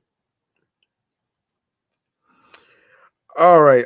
As for who she plays in Sonic 3, there are rumors swirling that she may be the perfect candidate for Rouge the Bat. Well, that's not gonna happen, man. I hate to say this, folks. That's not gonna happen because I actually read somewhere, I forget what website it was, but she is not playing Rouge the Bat. She's playing what is it, an agent. I don't know what it I don't know. I would have to take a look. I would have to take a look though. Brown is the youngest of the bunch and was seen in The Lost Flowers of Alice Hart, Nine Perfect Strangers, and 3,000 Years of Longing. She is also set to start as the younger Furiosa in Furiosa, a Mad Max saga, which is rated R, by the way. In regards to Brown's role, there is a decent chance he plays Sonic 2's Maria, which is also confirmed as well. That's confirmed. Which I'll get to next. This is made even more believable when you take into consideration Shadow the Hedgehog looks to be the biggest new addition to the film, and the recently revealed logo and is in homage to Sonic Adventure 2. Yeah.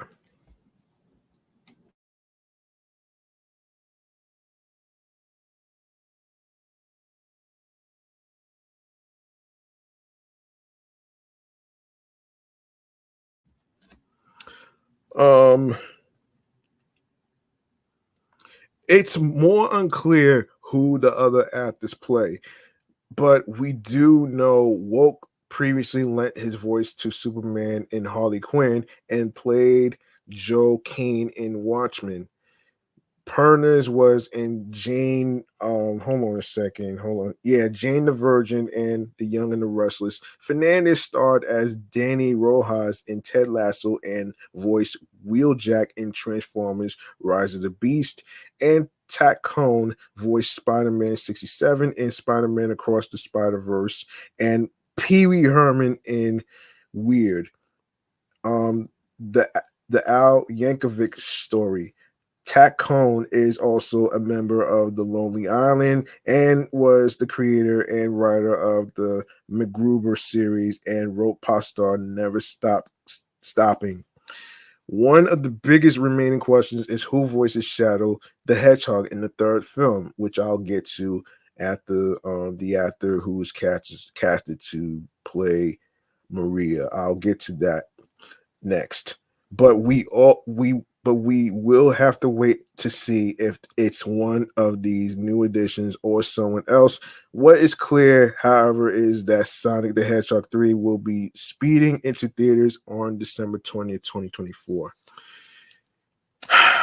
Speaking of December 2024, tell me why I hear that Disney is releasing a fucking movie, um, a fucking movie called Mufasa the Lion King prequel movie that no fucking body has ever asked for, man.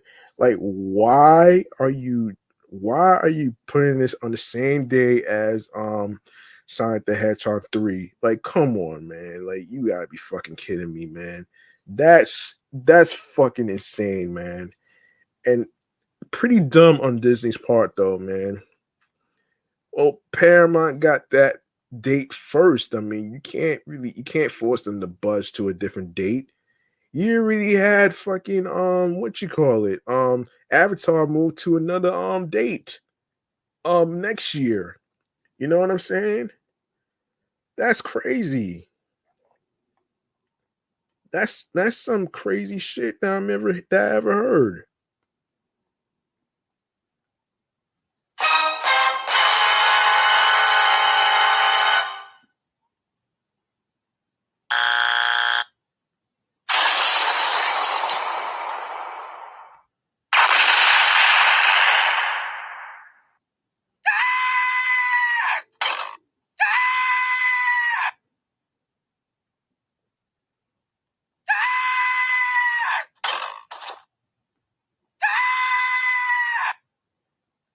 Oh no! Why?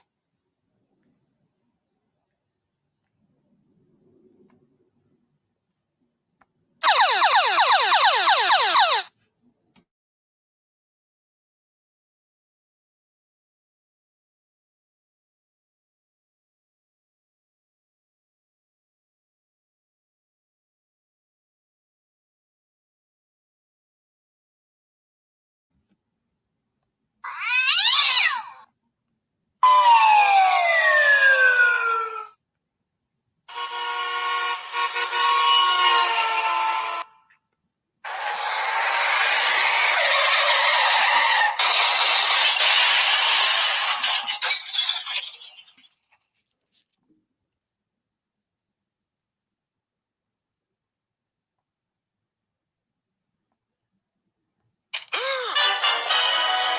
my god!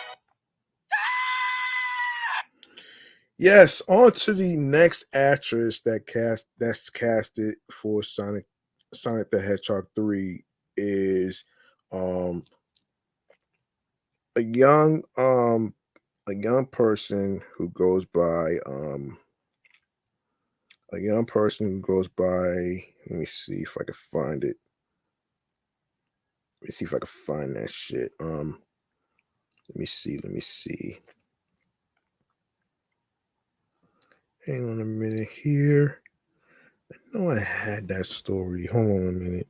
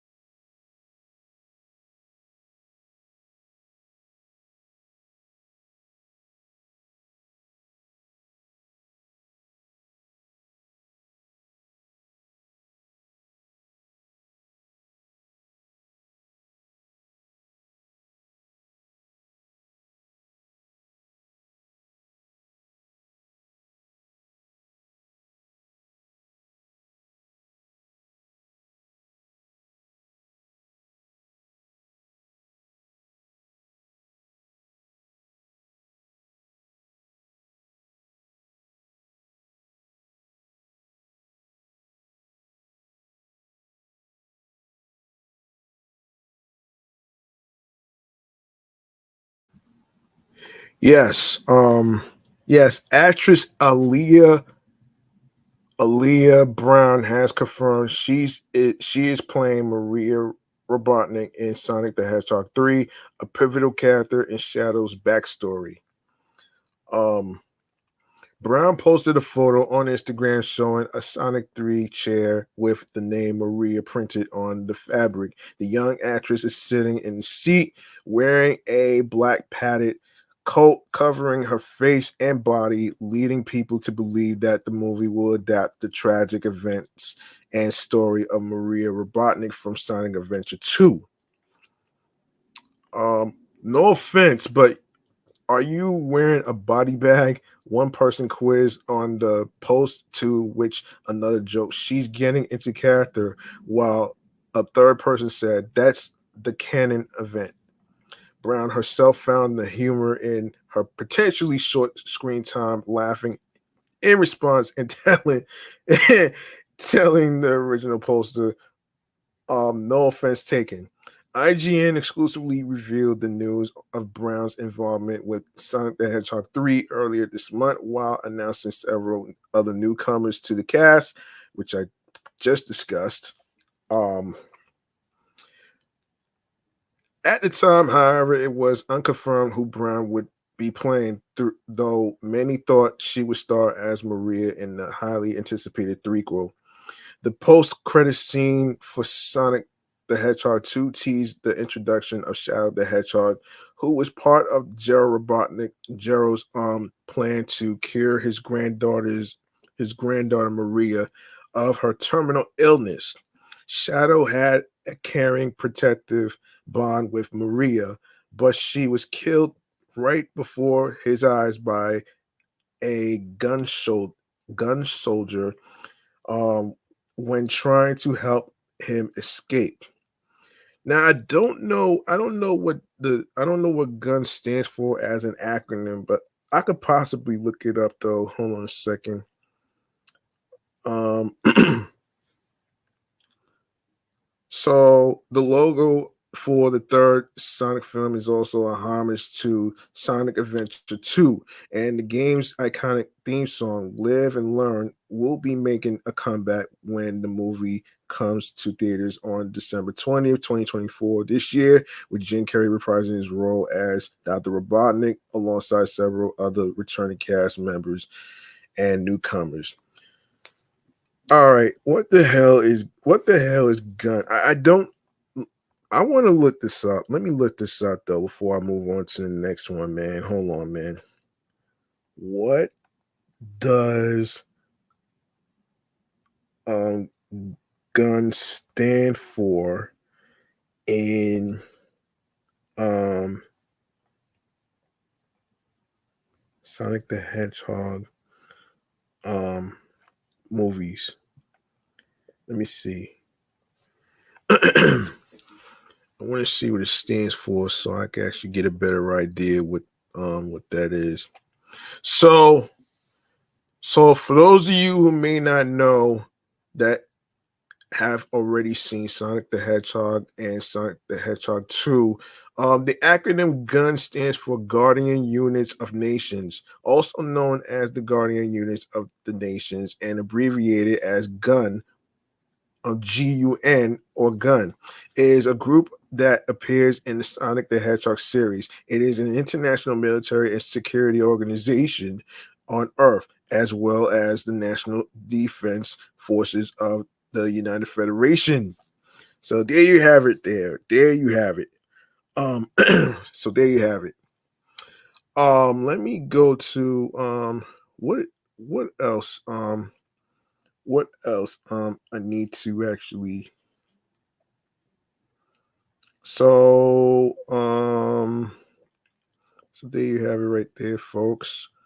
Um, yeah. So let's see what else. Predicting on new cast is gonna be. Oh, okay. All right. Riri, this okay. Hold on a second. So let me see. Sorry. So Sonic 3 could introduce new characters from the video games, such as Silver, Amy Rose, and Maria Robotnik. Kristen Ritter would be the ideal choice to play Rouge the Bat, which is not happening, actually. So, let me just okay. James Woke um has the has the potential to portray Metal Sonic, as his past performance in Watchmen showcases his ability to play calculated and manipulating characters. Oh boy. All right. Let me see. I don't think that's gonna happen, man. Yeah, that's not gonna happen. Like I said, man, Kristen Ritter is not playing Rouge the Bat, man. That's not gonna happen. Some of you Sonic fans gotta chill out, man. Y'all gotta relax, man, for real. Y'all gotta fucking relax.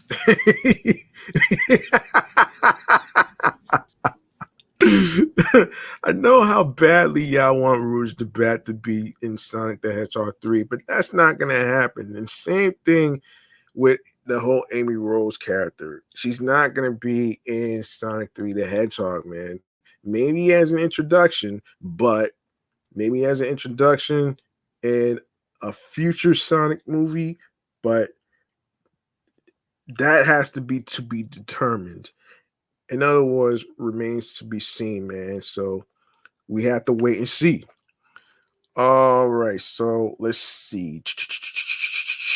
Let's see. Yeah, but but she's not playing Rouge the Batman. She's not playing Rouge the Batman. I already talked about that. I already talked about Aaliyah Brown playing Maria. I already talked about that. Um Metal Sonic. Um Yeah, Sophia Pernas can capture Amy Rose's spunk and baldness.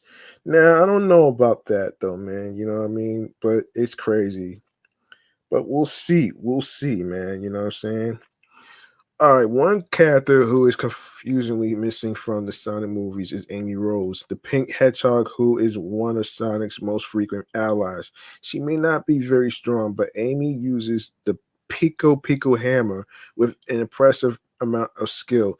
Amy has an obsession with Sonic, declaring him her boyfriend. Additionally, she has a contentious relationship with Knuckles, which leads to hilarious banter back and forth. Both of these interesting dynamics could benefit Sonic the Hedgehog 3. The actress will likely play Amy Rose is Sophia Pernas from Blood and Treasure. Sophia Pernas has the right energy level and spunk to play Amy Rose. The character has a proactive and bold personality, not tolerating anyone's nonsense. This kind of attitude can be found in other characters Pernas portrayed, including Marissa Sierras from The Young and the Restless. Clearly, Pernas is capable of portraying this kind of attitude well. Um, Crystal Fernandez, Silver playing Silver would add a villain and answer questions about the Sonic timeline. Oh boy, Silver would clarify the timeline of Sonic the Hedgehog. So the ending of Sonic 2 reveals that Project Shadow occurred 50 years prior, which creates quite a confusing conundrum. Sonic wasn't alive back then. The most logical solution for this wonky timeline is for Sonic the Hedgehog 3 to bring in Silver, a character with time travel abilities. This would also add another villain to the mix. In this case, Christy Fernandez could play Silver. That hasn't really been confirmed. So Fernandez is relatively new to the acting field, so it would be interesting to see him take on such a big character. However, his performance as Danny Rojas in Ted Lasso makes him seem capable of doing this character justice. Danny is an enthusiastic character who is quite lovable, which could also describe Silver. Unlike other villains, Silver is actually extremely compassionate, a bit naive, and of course, Joma Tacome could fix the character of Big the Cat. Oh yeah, Big the Cat is a lovable doof who needs to be in movies. Um, Big the Cat is a staple in the Sonic franchise, but he hasn't appeared in either of the first two movies. The large an- anthropomorphic cat is extremely gentle, easygoing, and dim-witted. While he isn't the most beloved character, Sonic the Hedgehog 3 has the chance to revamp the character of all the actors cast in the upcoming film. Jorma Tacome would be the ideal actor to play Big. As a comedian and former SNL writer, Tacom, Tacom, um, Cone actually would bring the energy and humor necessary for Big the Cat, making him funnier than his previous iterations. He doesn't need to be the smartest character in Sonic the Hedgehog 3, but giving him a more dynamic personalities could make him endearing to the fans.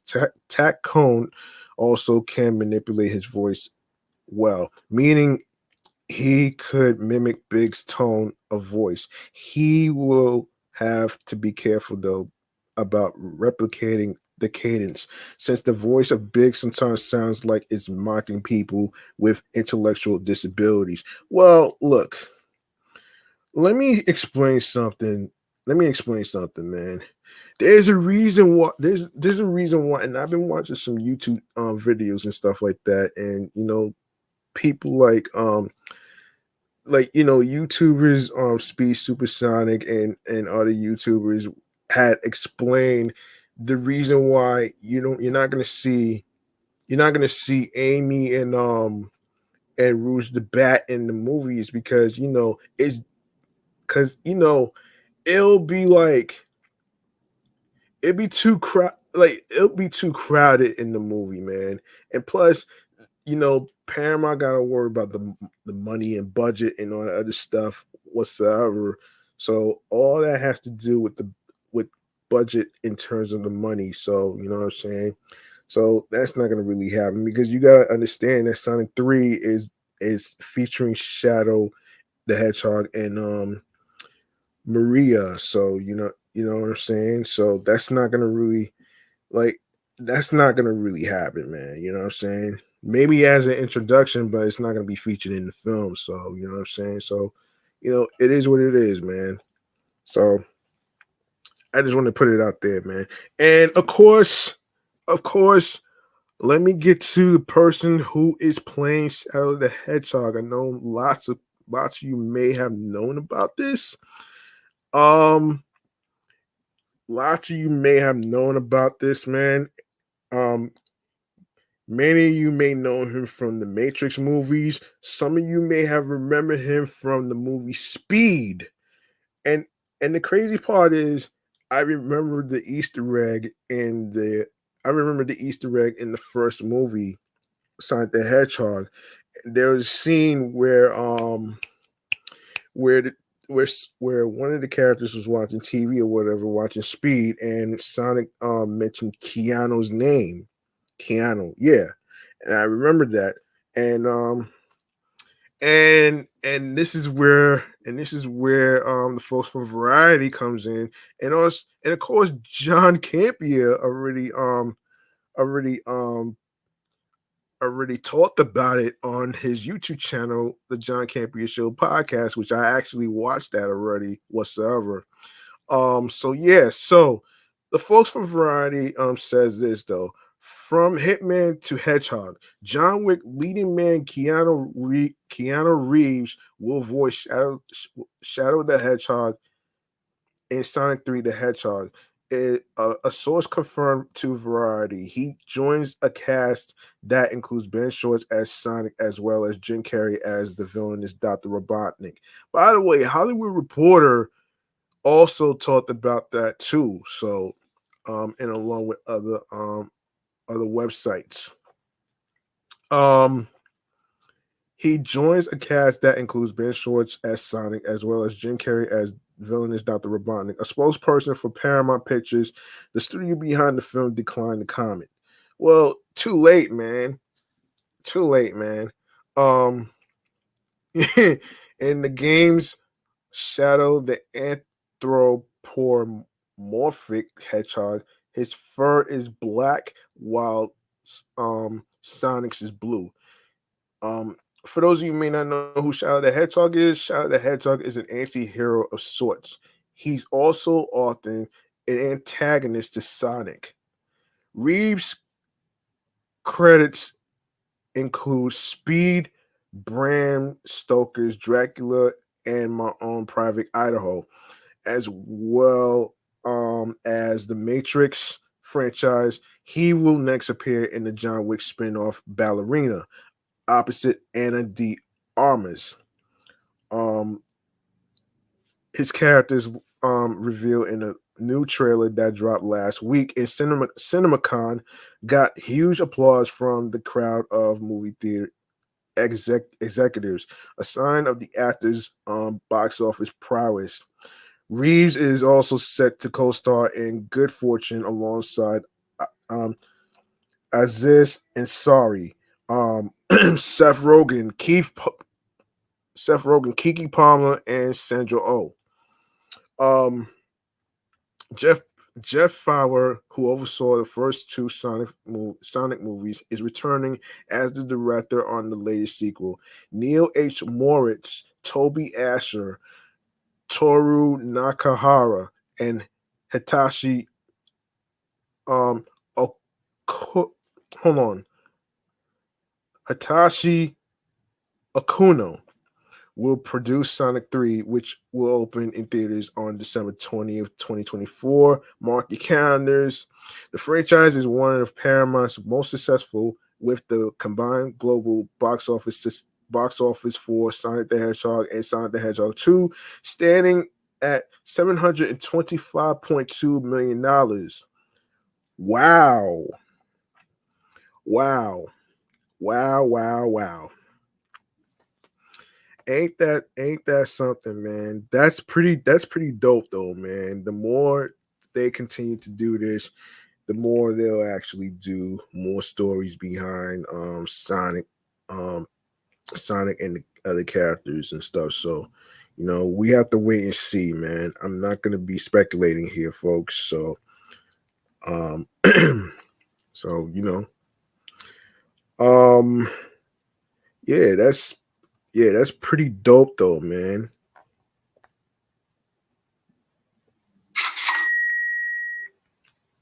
Yeah, there you have it. Let's see. Let's see. The studio is also making a spin-off series, Knuckles, which I checked that out already. I already checked it out already, though. I'm gonna review it and I'll talk about it in my other platform, like I said, which is my review show, Meticulous Vibe Juice Podcast. In a future episode, I will talk about that. Um, it already premiered on Paramount Plus already. If you haven't got a chance to watch it, go ahead and watch it on Paramount Plus, man. Of course, Reeves' casting in Sonic 3 was first reported on the John Campea show, man. Shouts to John Campea on the YouTube channel. If you like to see what he's talking about in the movies and TV shows and whatnot, subscribe to John Campea's YouTube channel right there, man. All right. So there you have it right there, man. Let's see. Let's see what else we got to talk about here. Let me make sure I do this though, man. Oh, wait a minute here. Speaking of movies, man, we gotta talk about Dune 2.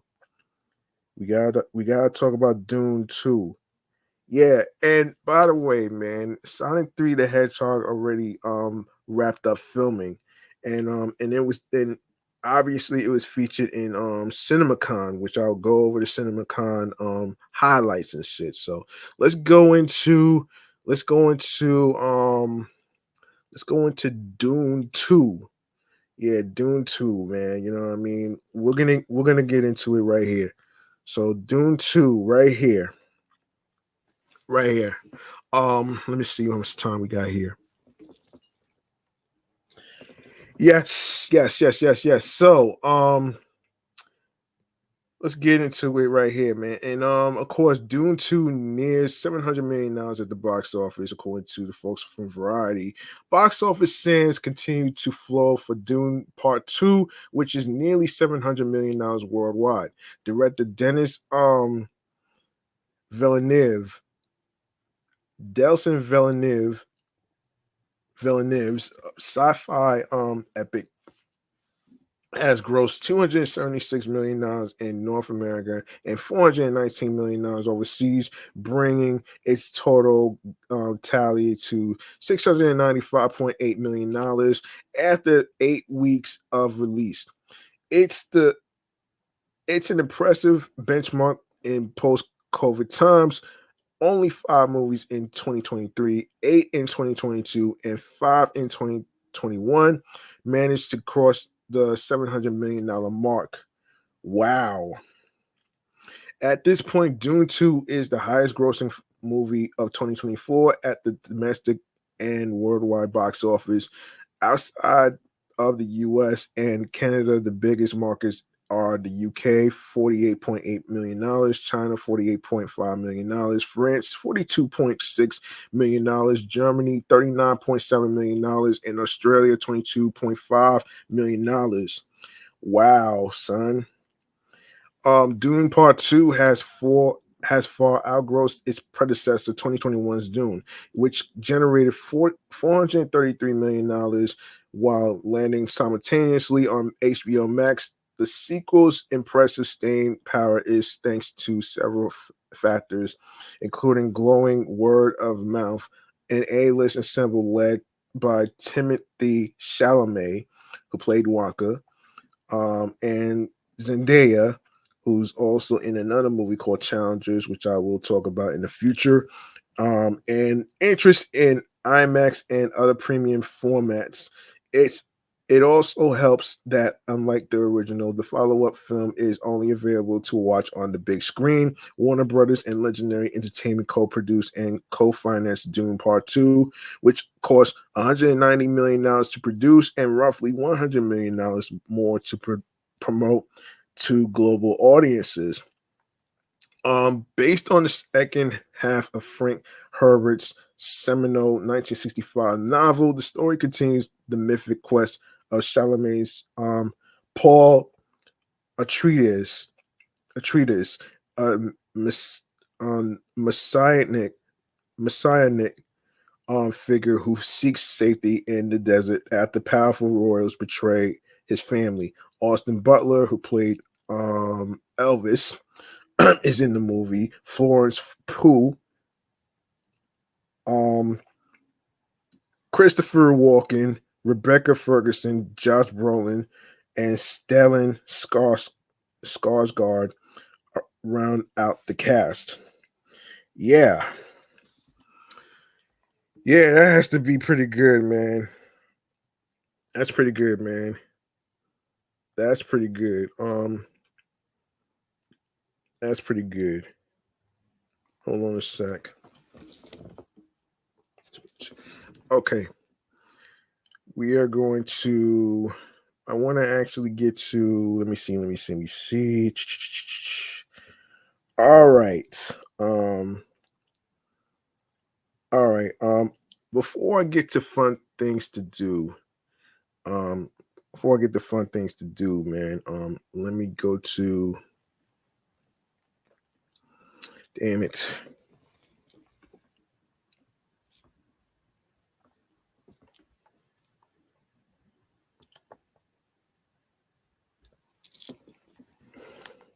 Before I go to fun things to do for the week and weekend, I will actually um when I actually get to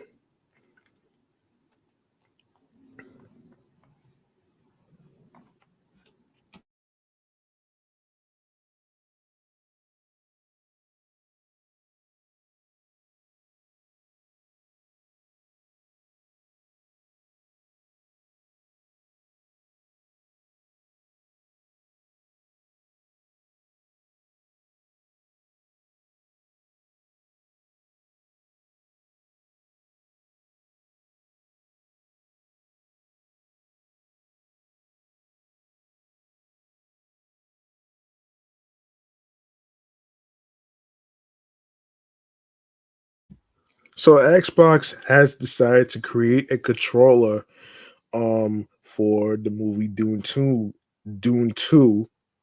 that's out now. Um we'll talk Let's get into it right here in our segment right here called the Video Game Entertainment Newsroom right here. Let's get into it right here. Let's start off with something like this.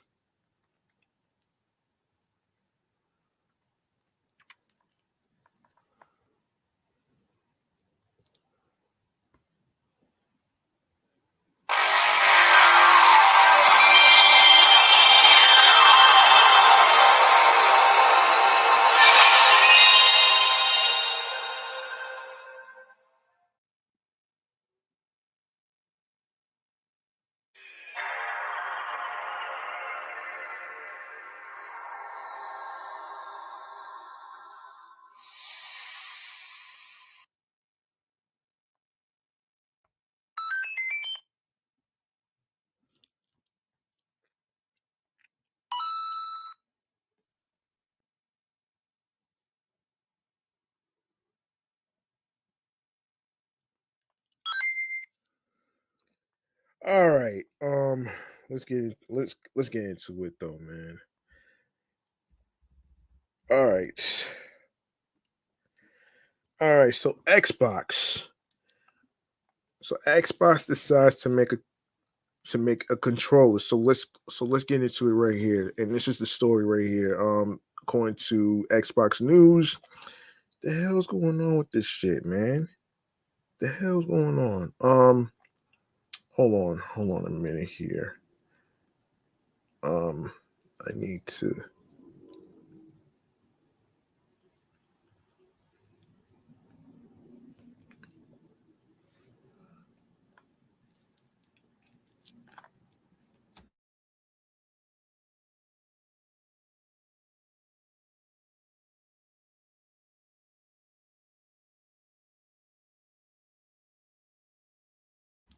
Okay, Xbox and Microsoft Flight Simulator are immersing gamers worldwide in the captivating world of Arrakis.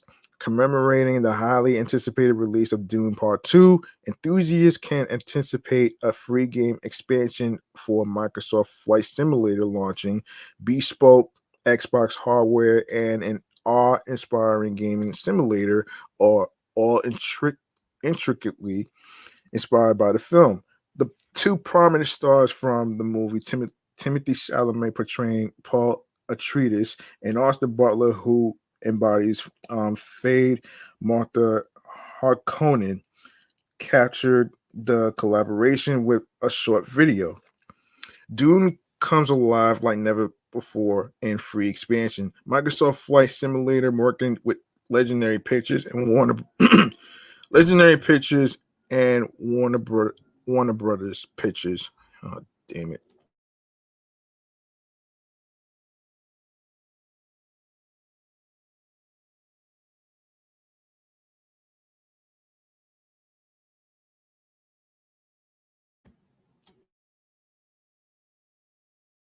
All right, shout out to the people from the Hip Hop Advocates podcast and all the other stuff. So, where were we? Yes,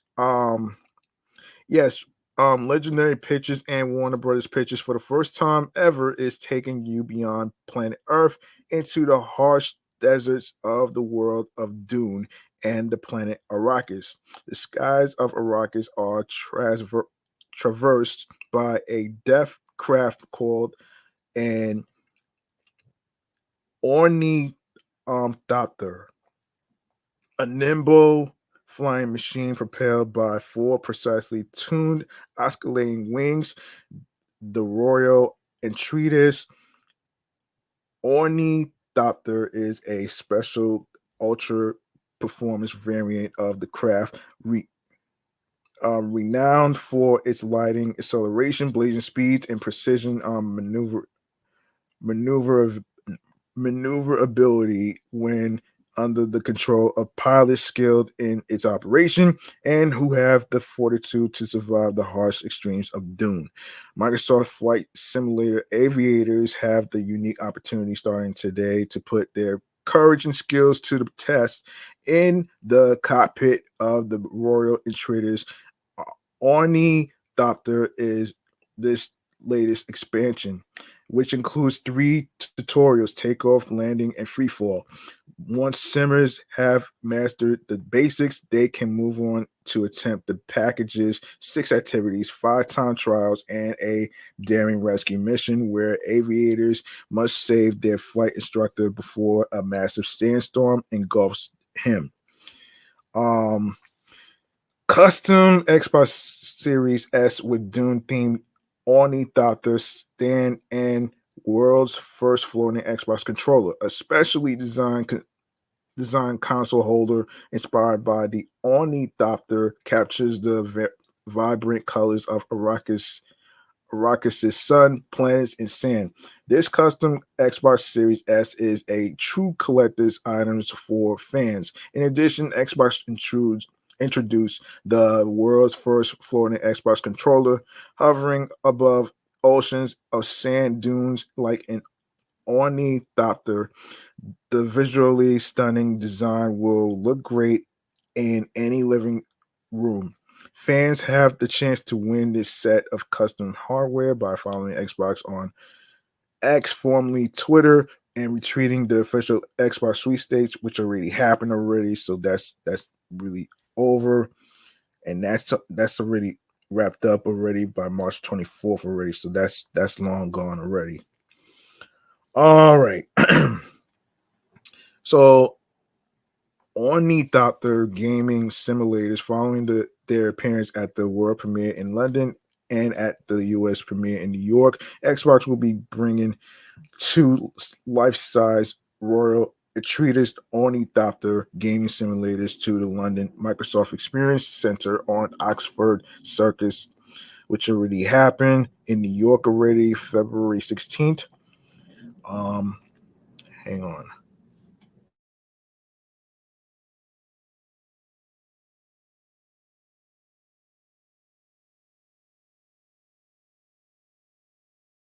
And New York Microsoft Experience Center on Fifth Avenue, which already happened. It took place on February 26th um, already, and this is okay. So take your skills to the skies in the Microsoft Flight Simulator Dune expansion pack and explore the custom Dune themed hardware on display for a limited time only. Yeah, so there you have it right there, man. Um, so this is just Um, all right, so Microsoft Flight Simulator is available for Xbox Series and PC with Xbox Game Pass, PC Game Pass, Windows, and Steam, and on Xbox One and supported mobile phones, tablets, and lower spec PCs via Xbox Cloud Gaming. For the latest information on Microsoft Flight Simulator, stay tuned to MSFS official on X, formerly Twitter. I'm not gonna really get into all this already, man. So you already know what's going on behind there. Um, all right.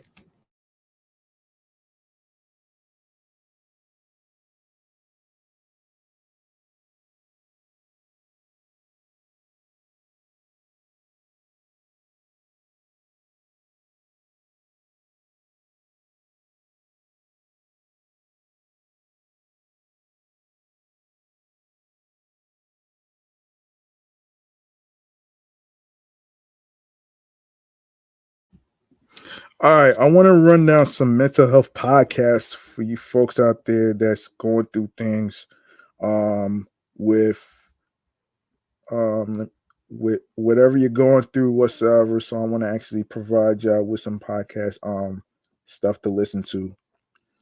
So if you allow me to do that. Um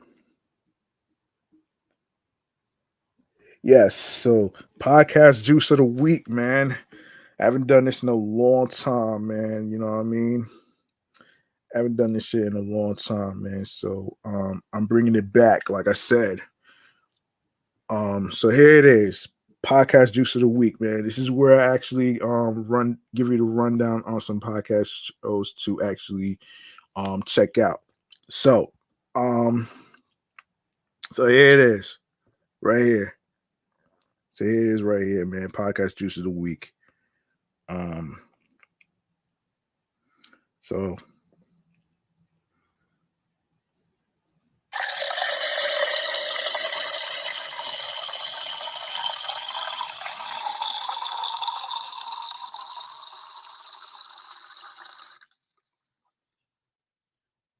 okay, hold on a minute here.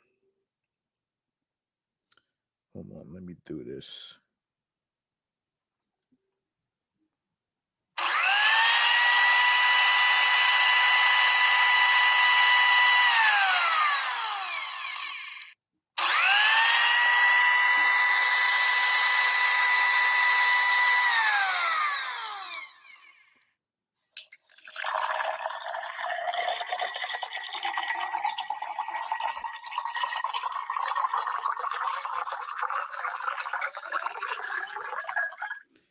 All right, man. Let me give you a rundown on some mental health podcasts for you to check out here, man. Starting with let me see. Starting with Mayim Bialik's breakdown. All right, Mayim Bialik's breakdown. Um, I would actually like to you got Savvy Psychologist. I'm not gonna get into the breakdown of what that is actually. And there is let's see, you have Pursuit of Wellness, you have Therapy in a Nutshell, the Hardcore Self-Help Podcast, Mom Well Therapy Chat, um Self Work, the Self Work Podcast, Meditation Minis, Psychology Unplugged. Um, Also, as an added bonus, I want to actually mention that Nick Cannon also recently started a new podcast called Council Culture. You can check that out on the YouTube show's channel page, Council Culture. Subscribe over there. He's breaking down some stuff. It's like a safe space to talk about certain things. That's like the stigma and all that, to break all that. So, um, Deeply Well. Let me get to Deeply Well actually. If yeah, Deeply Well is, for those of you who may not know, Deeply Well is basically it's basically it's basically hosted by Devi Brown, who is featured on Black Effect and iHeartRadio. Deeply Well is a soft space to land where high consciousness meets your everyday life, a place to nourish your whole being through conversations, soul work, guided meditations, and connecting to the tools needed on your path towards healing and self discovery. The podcast includes conversations with leaders and radical healers and well around the topics meant to expand and support listeners of all backgrounds on their well-being journeys, offering expertise in self-care practices and trauma, psychology, spirituality, astrology, and alternative healing practices such as psychedelics and intimacy coaching. Debbie Brown is a master well-being educator, multidisciplinary healer, and wellness advisor for Fortune 500 companies and high-impact leaders. She's also the founder of the wellness company Debbie Brown Wellbeing, which is the podcast.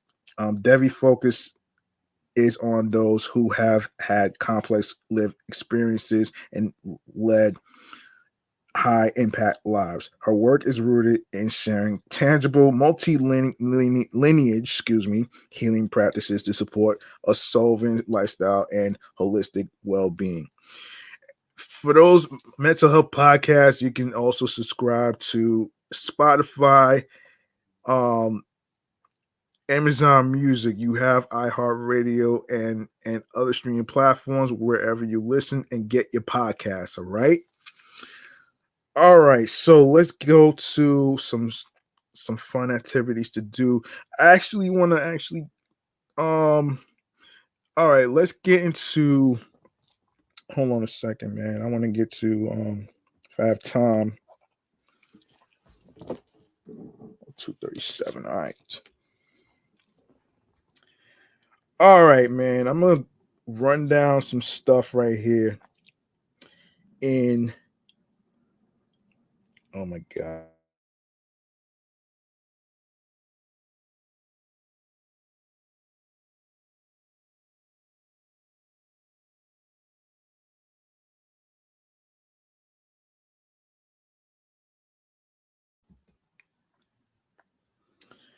All right, I am going to actually give you a rundown on some fun activities to do for the weekend because May the 4th be with you, which is a Star Wars um official weekend. I want to provide y'all with that right there, man. And here it is. Remains to be seen, man. Let's go. Let's do this. Remains to be seen, kid. Get it? Remains to be seen. Okay. Since since Star Wars weekend for all you Star Wars fans out there, especially if you are in the New York area or any other places like California, Chicago, France, and wherever you live and stuff like that, and you're looking for some fun activities to do for the week and weekend, I want to provide y'all with something. Um, I want to provide y'all with something actually. So, um, let me get to some events right here, man. We have let me see. So we have some let me see. Yeah, I want to give you the rundown on some stuff. So there's some fun activities. I'll get to the Star Wars thing in a sec. I'll get to the Star Wars thing in a sec though, man. I'll get there. And what we could do, we're gonna run down some places actually. So starting with this actually, yes. So after the Star Wars May the 4th be with you, there's a Cinco de Mayo thing that's going on. So you have yes, so Cinco de Mayo at Timeout Market, New York. Okay, yeah, yeah. Yeah. So yeah, it takes place on May 5th, which is it's gonna take place on the rooftop celebration. There's like some places like Dos Hombres, Mezcal, Tromba Tequila, and Hagave Spice Nectar, as well as mouth-watering bites from the market's vendors Ivy Stark, Barbecue, Pat Lafrida, Formino, Jacob Pickles, and Sugar Hill Creamery. Of course, of course, um, of course, there will be some music, and it's going to be from Lulada Club, 2:30 to 4 p.m. Guru Sanal, 4 to 5 p.m., and of course, Conjunto um, Guanam, Guadanamo, 5 to 7 p.m. All right, so Illumination NYC is in here. It's from May 2nd to the 4th, which takes place at the let's see. Yeah, that's where it takes place right there. So this is going to be a free uh, large scale outdoor light show across two lower Manhattan locations over 3 nights from May 2nd to the 4th. Yeah, there's gonna be some DJs at Battery Park City in Belvedere Plaza, of course, located in the elevated northwest corner above North Cove Marina. All right. And of course, there's gonna be some 3 nights. So pickleball is becoming a sport, man, at Central Park's Woolman Rink. It's not a fad actually. So turns out pickleball was not just a passing fad. Doubling down on the popularity of the sports, City Pickles 14 court pickleball installation is back at Central Park's Woolman Rink. The experience offers players of all skill levels the chance to reserve courts or partake in open play sessions between 8 a.m. and 9 p.m. daily. All right. That's sports and fitness for you folks out there, man. All right. So hold on a second. Let me see. Let me see. Let me see. Let me see.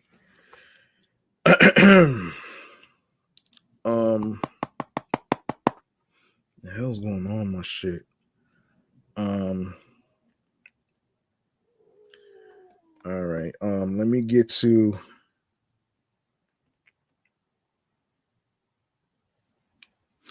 All right, I'm not gonna.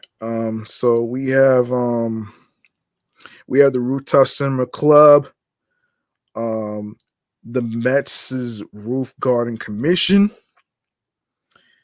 um, Paul McCartney photographs at the Brooklyn Museum. Let me see. Let me just run down some stuff. I'm not gonna get to all of them, but let's see. Summer on the Hudson, which is back. We have we have let me see Smorgasburg. We got Smorgasburg, that's happening, and it's open on Saturdays. Prospect Park is on yeah, Williamsburg, yeah, Fridays, Saturdays, and Prospect Park and Sundays. Okay. All right, so we have the I'm not even gonna go to the museum stuff. So Botanica, which is now through June 9th. It's open Tuesday through Sunday from 11 a.m. to 9 p.m. Um, let's see. We got the Watermar Beach. Let me see if there's any. So we got the Street Vendor Project Scavenger Hunt. Margarita Con, which is also taking place on May 4th, which is the same day as May the 4th Be With You. Join the tequila brand from 4 p.m. to 8 p.m. May 4th, and all that great stuff right there. The Debt Gala, which also takes place on May 5th, which is also Cinco de Mayo. Bronx Night Market, Wolfstock Badass Spring Fest, Mayday Festival of Resistance, Lower East Side Film Festival, and yeah, hold on.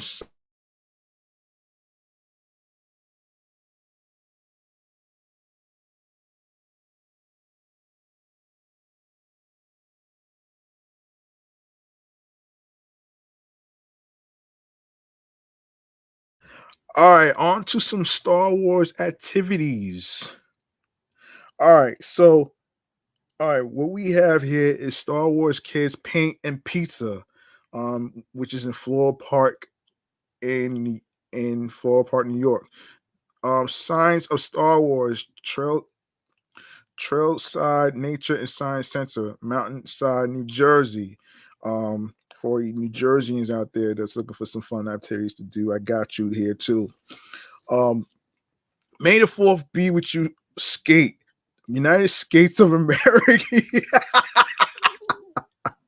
United States of America. Oh wow. Wow. United States of America roller skating Master Peak with Seaford, New York. Family fun, maybe May the 4th be with you. Drop in crafts. May the 4th be with you on Free Comic Book Day. May the 4th be with you, New Hyde Park, Dogtopia. Tierney's Tavern in Montclair, New Jersey. May the 4th be with you.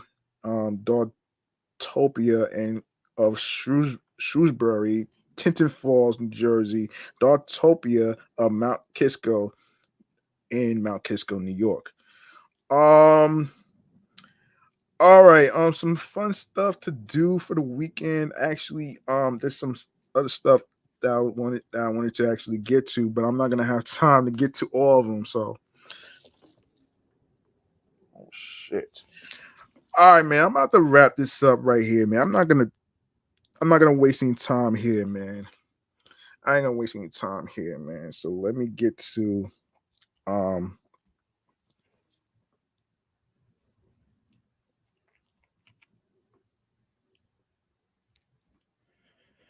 I'm not gonna waste any time here.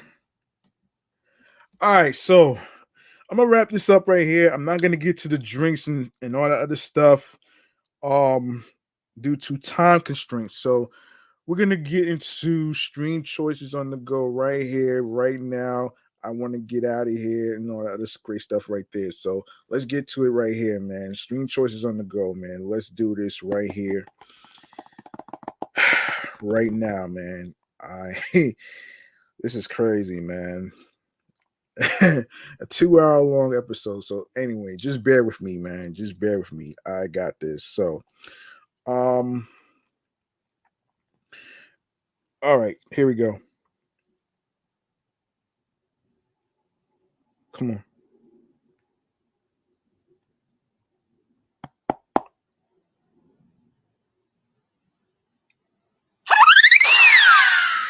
All right, make sure you follow Off the Meat Rat Chainz New York Avenue podcast on Threads, alongside with Facebook, alongside with Instagram. Be sure to also follow me on the gram as well, which is G Money Stacks 555, and in Queens, New York. All that great stuff right there. And be sure to also press the notification bell on the gram so you can know when I'll be on Instagram live recording podcast episodes. And also you can also follow the podcast on um on streaming platforms in my link tree. You can download the apps onto your phones, iPhones, Androids, iPads, Android tablets, laptops included, Apple and Dell. All right, so this includes Odyssey, Audible, Audioburst, Amazon Music, Breaker, Bullhorn FM, Castbox FM, Deezer, Listen Notes, Moon FM Podcast, Overhaul FM Podcast, Player FM, Pocket Cast, Pod Bay, Pod Friend, Pod Hound, Podo Polo, Podorama Podcast, Index Podcast Addict, Pod Chaser, Podverse, Podcast Guru, Podvine, Snip, Spotify for podcasters, Stitcher, Tuning Radio, Google Podcasts. Don't understand why they say it's going out of service, but it's still on. And Radio Public, iHeartRadio, the number one way you can listen to music, radio, and podcasts for free. You don't need a credit card or debit card to download iHeartRadio or any of the apps whatsoever. Be sure to subscribe on every streaming platform, including iHeartRadio, and also do the same with YouTube. Um, on my channel, G Money Stacks 555. Make sure you grab that subscribe button for me on the YouTube channel page, and alongside with enabling notification alerts.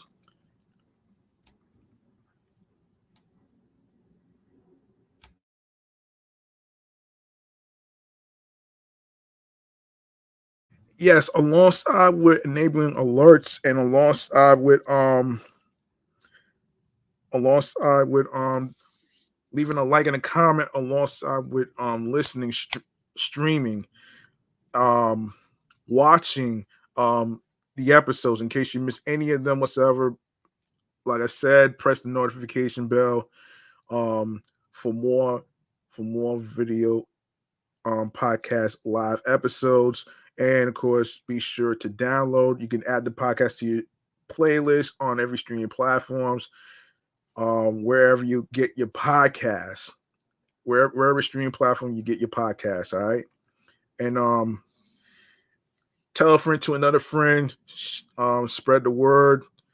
Word of mouth is important. And of course, share the link tree /G Money Stacks 555, along with the podcast, to your husbands, your wives, your boyfriends, girlfriends, the people you cool with from work, and wherever you meet new people. All right, I'm up out of here, man. I'm about to take off right now, man. That's gonna do it. I'm your man G Money Stacks, aka the Gregonator. Thank you very much for listening to episode 335. I appreciate every single one of you for listening and all that great stuff whatsoever. Um, and remember, the grind doesn't stop. Hard work pays off. If you want something, you have to work hard and earn it. And of course, be sure to look for a skill and something that clicks to you. Follow your heart, your goals and dreams. That makes you smile creatively, mentally, physically, emotionally, and spiritually. That gets you into your zone alongside with tunnel vision. All right. And remember, I want you to remember something, man. You are not alone when it comes to mental health, man. You know what I'm saying? Don't be afraid to ask for help or anything like that whatsoever, man. I want y'all to be safe out there. Have a nice May the 4th be with you. Star Wars weekend alongside with Cinco de Mayo. Happy Star Wars Day, and of course, happy Cinco de Mayo to every single one of you out there that's actually celebrating this weekend. And if you like to know where you can actually get to find some fun activities to do, you can go to timeout.com, www.timeout.com, man. All right. So that's where you can find some fun activities to do. All right. Check that website out, and I'll see y'all on the flip side. Stay liquid, stay safe, and I'll see y'all in the next episode. Peace and one love. Enjoy your Star Wars weekend and Cinco de Mayo. I'm out of here. Peace and one love. Good night, everybody.